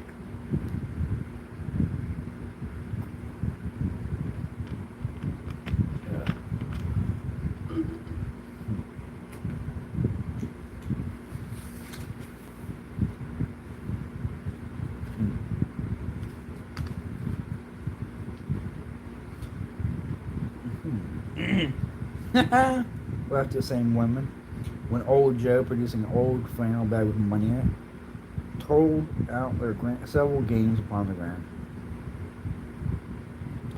This is the end of it, you see. You frightened everyone away from him when he was alive, to profit us when he was dead. Spirit, said Scrooge, shuddering from head to foot. I see. A case of this unhappy man may be my own. My life tends that way now. Muscle heavens, what is this? He recoiled in terror. The scene had changed. Now he almost touched the bed. A bare, uncurtained bed, on which beneath a ragged sheet there lay something covered up, which, though it was dumb, announced itself in an awful language. The room was very dark, too dark to be observed with any accuracy, though Scrooge glanced around it in obedience to a secret impulse, anxious to know what kind of room it was. A pale light, rising in the outer air, fell straight upon the bed, and on it, plundered and barefoot, unwatched, unwept, uncared for, was the body of this man. Scrooge glanced toward the phantom. Its steady hand was pointed to the head. The cover was so carelessly adjusted that slightest raising of it, the motion of a finger upon Scrooge's part, would have disclosed the face. He thought of it, felt how easy it would be to do so, longed to do it, but had no more power to withdraw the veil then to dismiss the spectre at his side. Oh, cold, cold, cold, oh, cold, cold, rigid, dreadful death, set up thine altar here, and dress it with such terrors that thou hast at thy command. For this is thy dominion, but of the loved, revered, and honored head thou canst not turn one hair to thy dread purposes, or make one feature odious. It is not the hand it is not that the hand is heavy when fall down on loose, it is that the heart and pulse are still, but that the hand was open, generous, and true, the heart brave, warm, and tender, and the pulse was generous, and the pulse a man's. Strike, shadow, strike, and to see his good deeds spring form to wind, to sow the world with life immortal. No voice pronounced these words in Scrooge's ears, and yet he heard them when he looked upon the bed. He thought, if this man could be raised up now, what would be his foremost thoughts? Avarice, hard dealings, griping cares?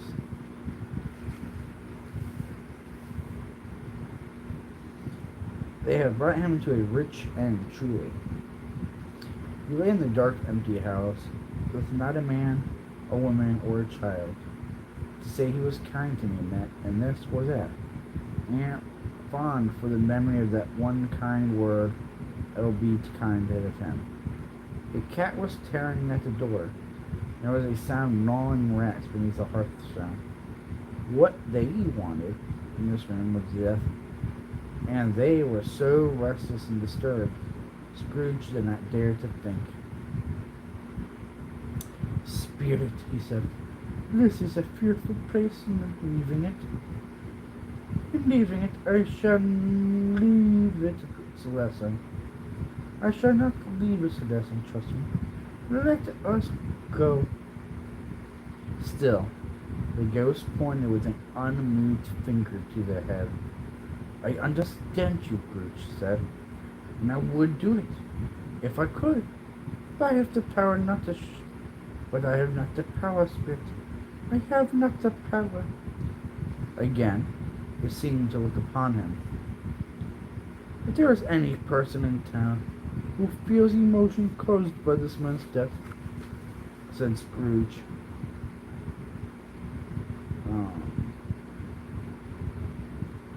quite agonized, show that person to me, Spirit. I beseech you.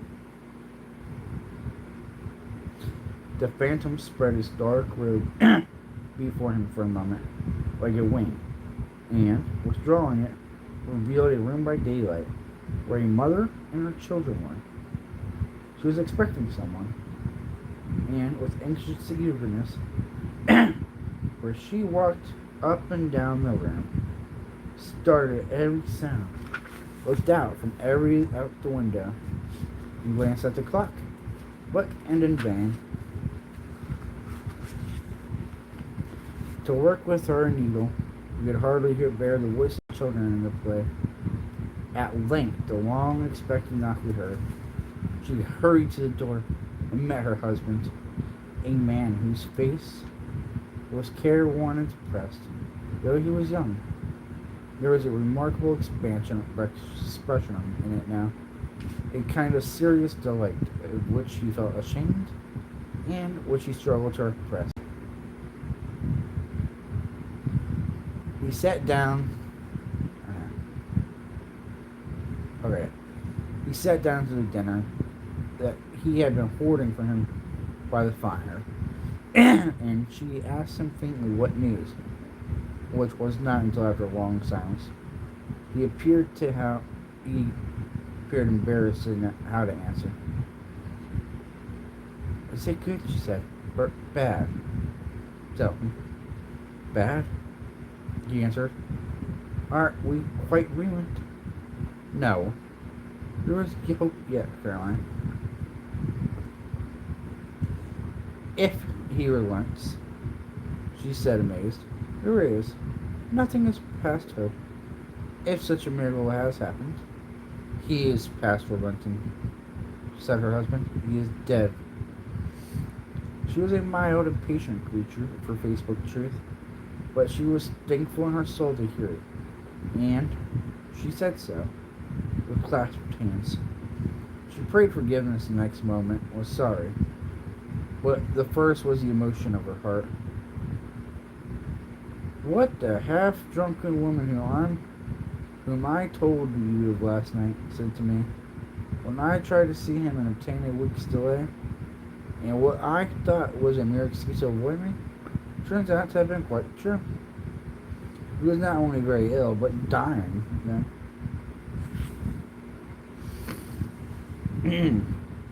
To whom will our debt be transferred?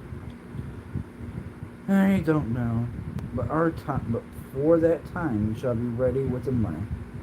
And even though we were not, it will be bad fortune indeed to find so merciless a creditor and his successor. We may sleep tonight with light hearts, Caroline. Yes, softened as it would, their hearts were lighter. The children's faces hushed and clustered around to hear what little they understood, were brighter. It was a happier house for this man's death. The only emotion the ghost could show him, caused by that, was one of pleasure. Let me see some tenderness with the death, said Scrooge, on that dark chamber, spirit, which we just left now. Will forever present to me. The ghost conducted him through several streets familiar to his feet, and as they went along, Scrooge looked here and there to find himself, but nowhere was he to be seen. They entered Bob Cratchit's house. The dwelling he had visited before, and he found the mother and the children seated round the fire. Quiet, very quiet. The noisy little Cratchits were still as statues in one corner, and sat looking up at Peter, who had a book before him. The mother and her daughters were engaged in sewing, but surely they were very quiet. And he took a child and set him in the midst of them. Where had Scrooge heard these words? And he took a child and set him in the midst of them. He had not dreamed them. The boy must have read them out, as he in spirit crossed the threshold. Why would he not go on? The mother laid her work on the table and put her hand up to her face. The color hurts my eyes, he said. The color? Ah, poor tiny Tim. They're better now again, said Cratchit's wife. It makes them weak by candlelight. And I couldn't show weak eyes to your father when he comes home. For the world. It must be near his time. Past it, rather, Peter answered, shutting up his book. But I think he's walked a little slower than he used to, these last few evenings, Mother. They were very quiet again. At last she said, and in a steady, cheerful voice, that only faltered once, I've known him to walk with Tiny Tim upon his shoulder, very fast indeed. And so have I, cried Peter, often. And so have I, exclaimed another. So had all. But he was very light to carry, she resumed, intent upon her work. And his father loved him so. There was no trouble, no trouble. There is your father at the door. She hurried out to meet him, little Bob in the comforter. He had need of it, poor fellow, and came in. His tea was made ready for him on the hob, and they all tried who should help him do it most. Then the two young Cratchits got upon his knees and laid each child a little cheek against his face, as if they said, "Don't mind it, Father. Don't be grieved." Bob was very cheerful with that. He spoke pleasantly to all of the family. He looked at the work upon the table, praised the industry and speed of Miss Cratchit and the girls. They would be done long before Sunday, he said. Goodness. Okay.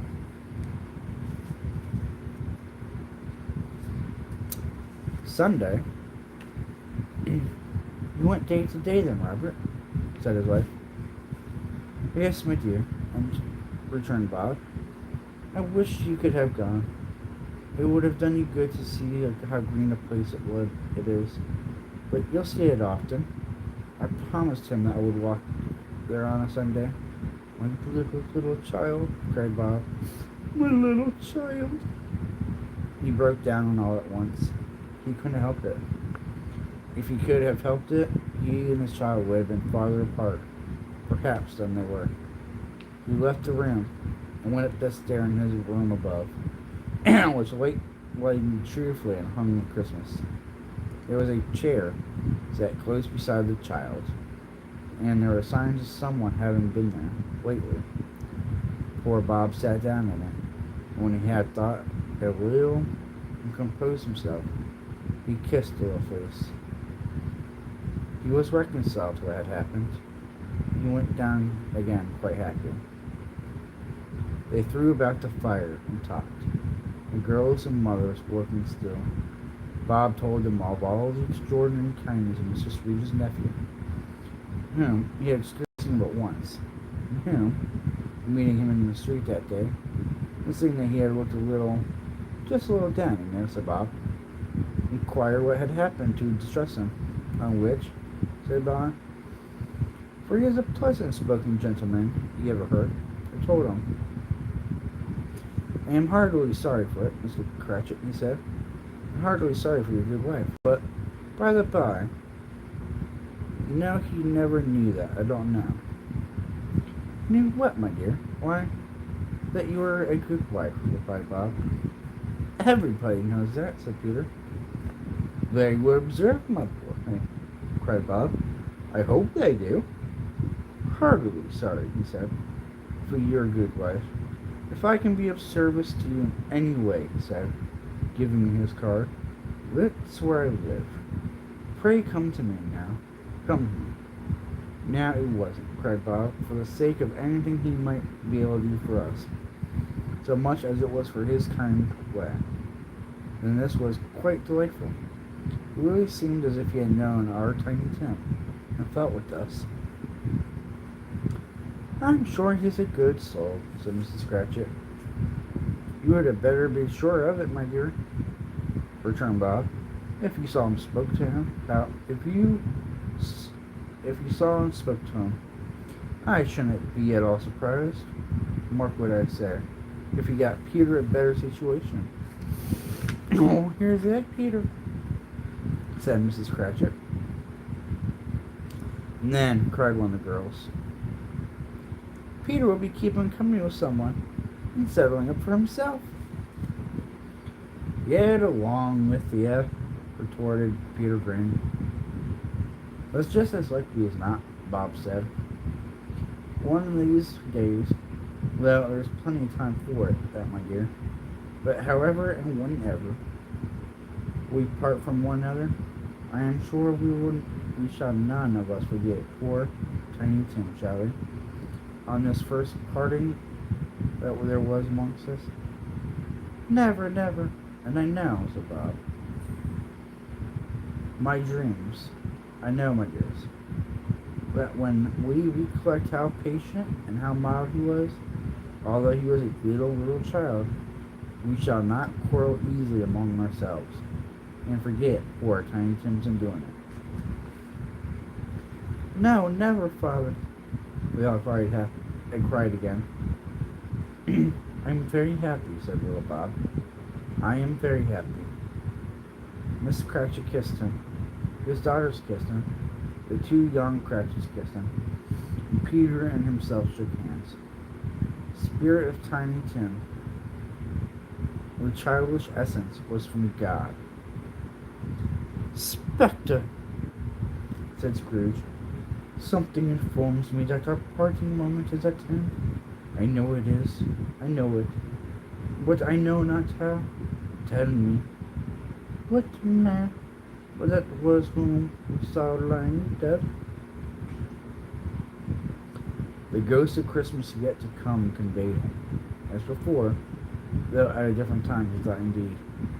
There seemed no order in this latter visions, save they were in the future, into the resorts of businessmen, but showed him not himself. Indeed, the spirit did not stay for anything, but went straight on, as to the end just now desired, until he sought by Scrooge to tarry for a moment.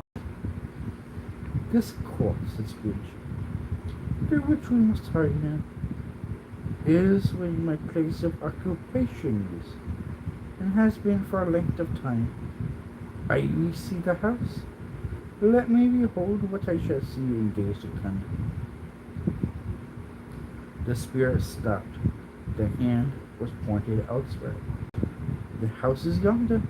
What do you point away? Scrooge exclaimed.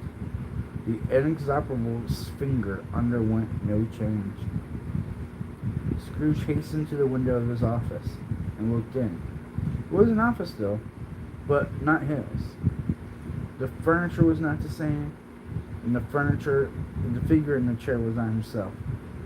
The phantom pointed as before. He joined it once again, and wondering why and whither he had gone, accompanied it until they reached an iron gate. He paused to look around before entering. A churchyard. Here, then, the wretched man, whose name he had now to learn, lay underneath the ground. It was a worthy place, walled in by houses, overrun by grass and weeds. The vegetation's death, not life, choked up and too much burying, fat with ruth, repleted appetite, a worthy place. The spirit stood among the graves and pointed down to one. He advanced toward it trembling.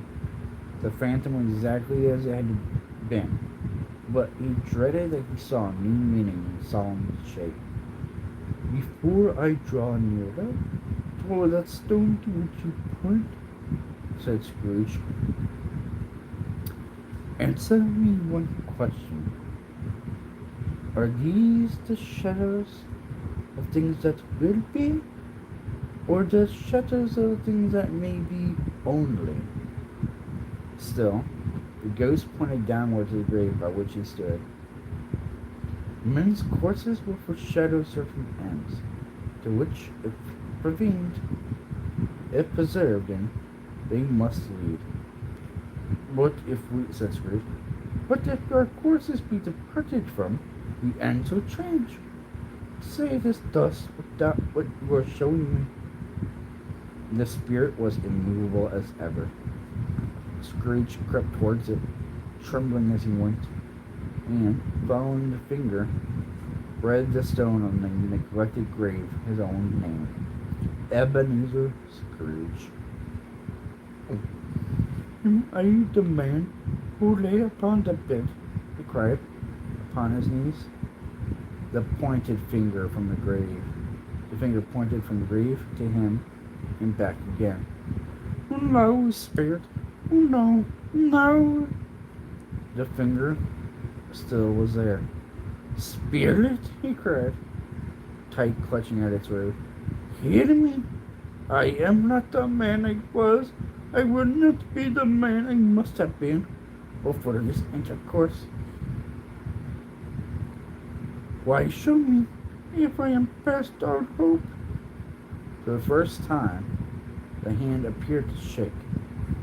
Good spirit, he pursued, as down upon the ground he felt before it. Your nature intercedes for me and pities me. Assure me that I yet may change these shadows you've shown me by an altered life. The kind hand trembled. I would honor Christmas in my heart and try to keep it all the year. I would live in the past, the present, and the future. The spirits of all three shall strive within me. I will not shut out a lesson that they teach. Oh, tell me, may I sponge away the writing on the stone? In his agony, he caught the spectral hand.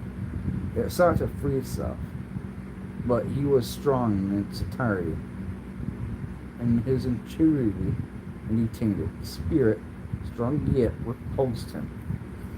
Holding up his hands, and one last prayer to have his fate reversed, he saw an alteration in the phantom's hood and dress.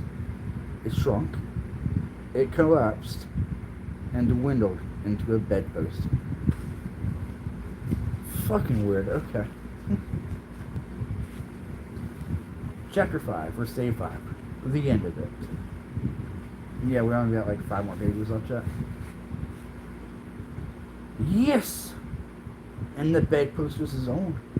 The bed was his own. The room was his own. Best and happiest of all, the time before him was his own. To make amends in.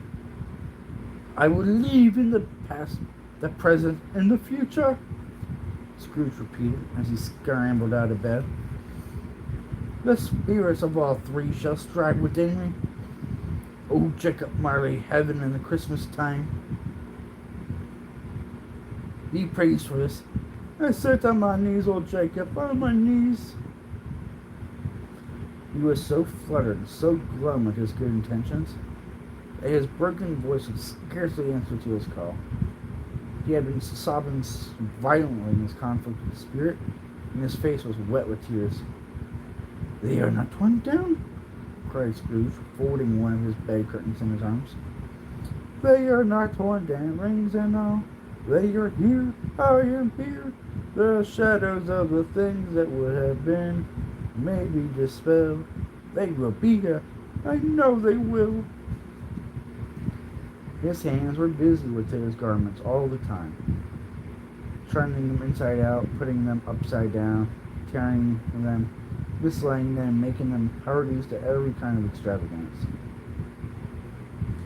I don't know what to do, cried Scrooge, laughing and crying in the same breath, and making a perfect raccoon of himself with his stockings. I am as light as a feather. I am as happy as an angel. I am merry as a schoolboy. I am as giddy as a drunken man. A Merry Christmas to everybody. A Happy New Year to all the world. Hello here. Whoop. Hello. He had frisked into his sitting room and was now standing there, perfectly winded. There's the saucepan that the gruel was in, cried Scrooge, starting off again.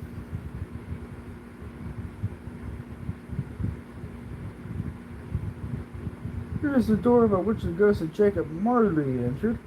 There's the corner which the ghost of Christmas past entered too. Sat. There's the window where I saw wandering spirits. It's all right. It's all true. It all happened. Really, for a man who had been out of practice for so many years, it was a splendid laugh, a most illustrious laugh, the father of a long line of brilliant laughs. I don't know what day of the month it is, said Scrooge. I don't know how long I've been among these spirits. I don't know anything. I'm quite a baby. Never mind, I don't care. I'd rather be a baby. Hello! Whoop! Whoop! Hello there! He was checked in with transports by the churches ringing out the rudest pearls he had ever heard. Clash! Clash, clang, hammer, ding, dong, bell. Bell, dong, ding, hammer, cling, crush. Oh, glamorous, glorious, glorious. Running to the window, he opened it and put out his head. No fog, no mist.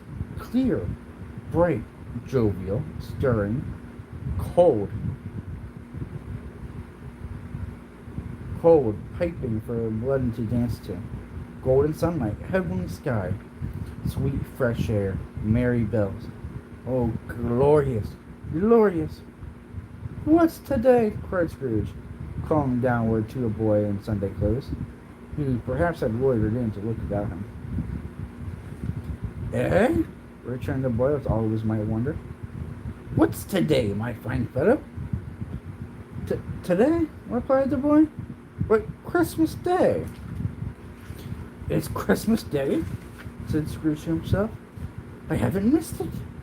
The spirits have done it all in one night. They can do anything, of course, they like. Of course they can. Of course they can. Hello, my fine fellow. Hello. Do you, returned the boy, do you know the poulterers in the next street but one, but the corner? I should hope I did, replied the lad. An intelligent boy, said Scrooge. A remarkable boy. Do you know whether they've sold the prize turkey that was hanging up there?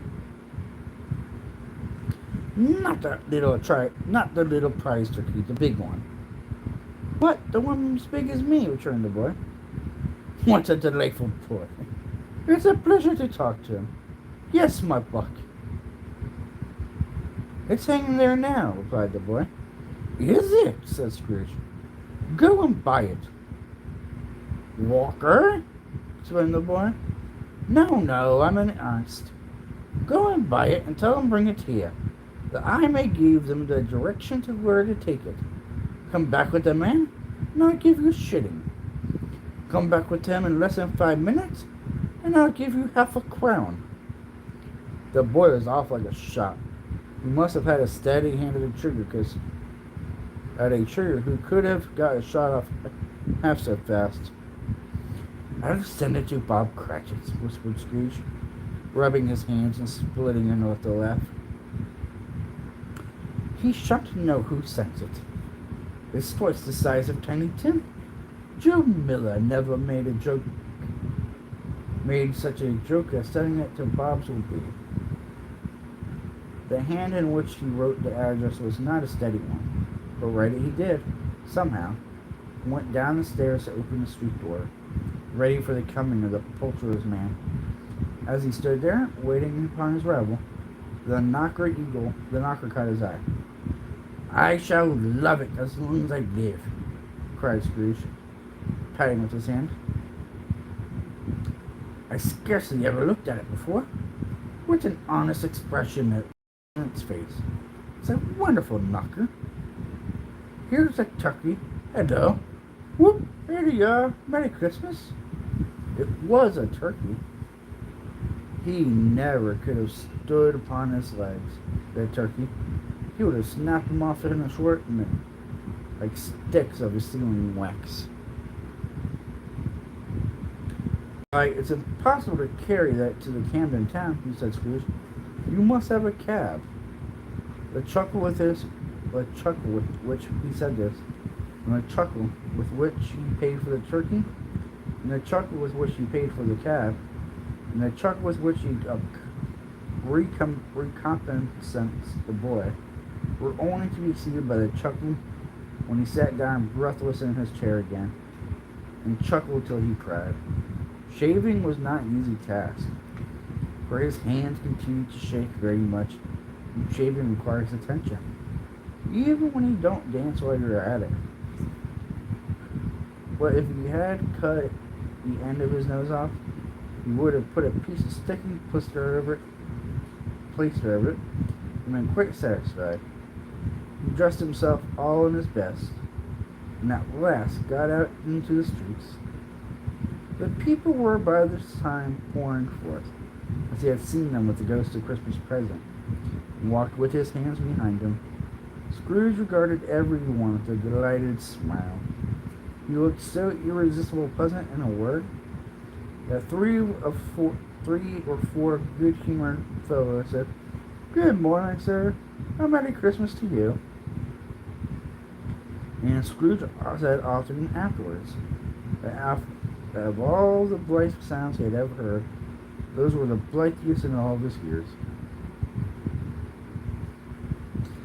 He had not gone far when, coming on toward him, he beheld the portly gentleman who had walked into his counting house the day before. It said, "Scrooge and Marty, I believe." It set a pangness across his heart to think how his old gentleman would look upon him when he met. But he knew what path lay straight before him, and he took it. "My dear sir," said Scrooge, quickening his pace, and taking the old gentleman by both his hands. "How do you do? I hope you succeeded yesterday." "It was very kind of you. A Merry Christmas to you, sir." "Mr. Scrooge?" "Yes, Mr. Scrooge." "Yes," said Scrooge. "That is my name, and I fear it may not be pleasant to you. Allow me to ask your pardon, and will you have the goodness—" Here Scrooge whispered in his ear. "Lord bless me!" cried the gentleman, after his breath was gone. "My dear Scrooge, are you serious?" "If you please," said Scrooge. "Not a farthing less. A great many back payments are included in it, I assure you. Will you do me that favor?" "My dear sir," said the other, shaking hands with him, "I don't know what to say. Just such money for—" "Don't say anything, please," retorted Scrooge. "Come and see me. Will you come and see me?" "I will," cried the gentleman.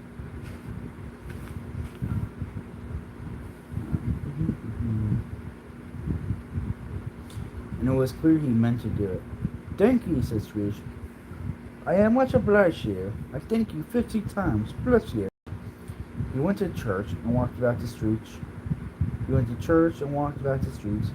and watched the people hurrying to and fro, and patted children on the head, and questioned beggars, and looked down into the kitchens of houses, and up the windows, and found that everything could yield him pleasure. He had never dreamed that any walk, that anything, could give him so much happiness. In the afternoon, he turned his steps toward his nephew's house. He passed the door a dozen times before he had the courage to go up and knock. But he made a dash, and he did it. "Is your master at home, my dear?" said Scrooge to the girl. "Nice girl, very." "Yes, sir." "Where is he, my love?" said Scrooge. "He is in the dining room, sir, along with mistress." "I'll show you upstairs, if you please."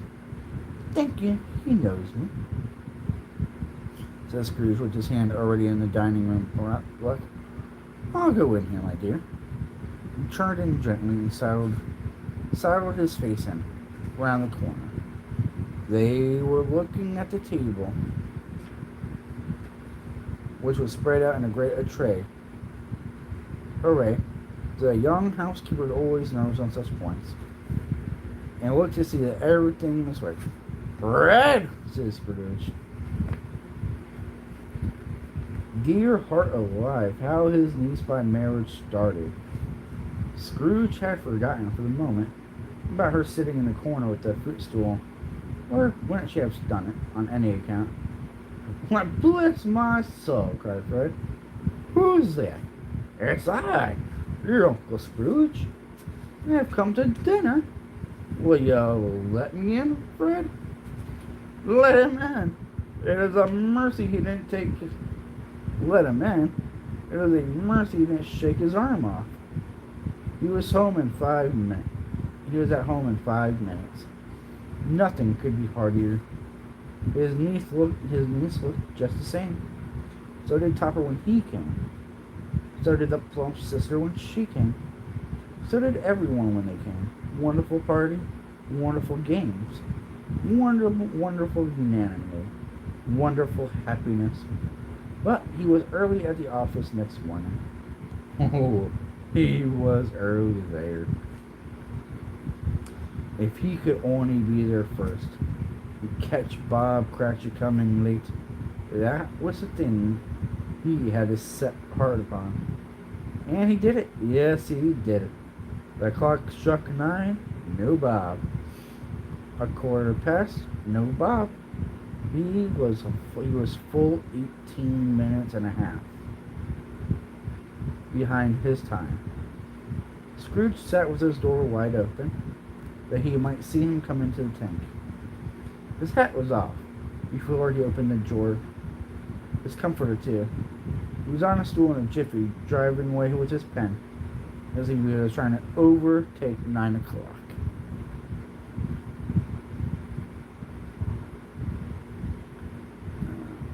Hello, Scrooge growled, his custom voice as near as he could feign it. What do you mean by coming here at this time of day?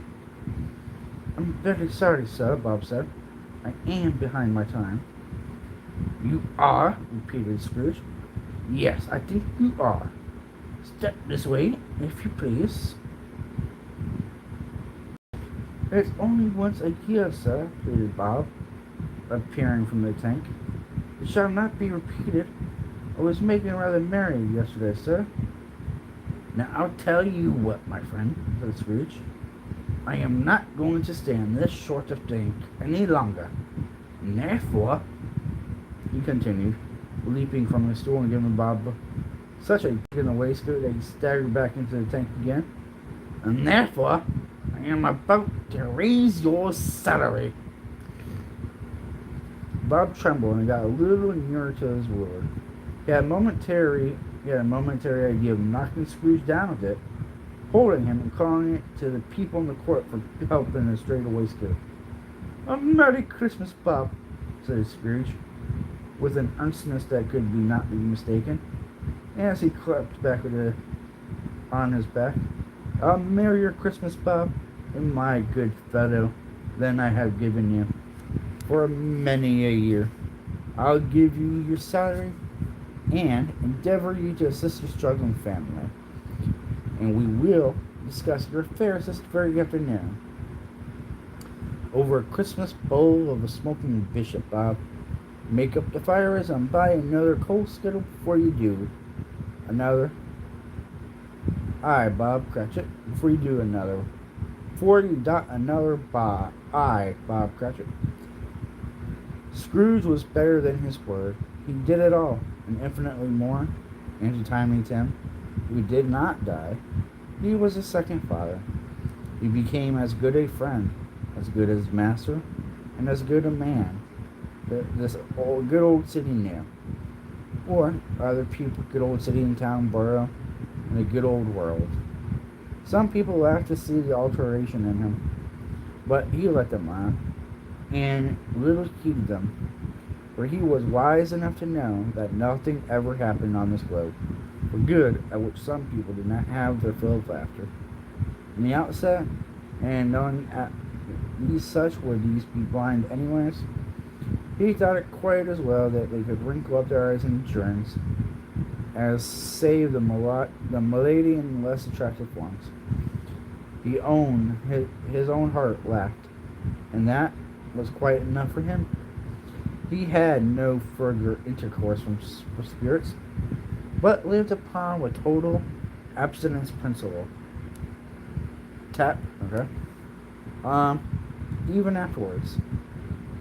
And it was always said of him that he knew how to keep Christmas well. And if any man alive possessed the knowledge, may that be truly said of us and all of us. And so, as Tiny Tim observed, God bless us, everyone. And that took me a whopping 4 hours and 24 minutes, chat. That did involve a few bathroom breaks, yes, but to say my bathroom breaks only took about 5 minutes. So, yeah. Thanks for who joined in, even though y'all appreciate everybody popping in for the few that they could. And happy Christmas Eve, and I will see everybody in my next stream. Peace.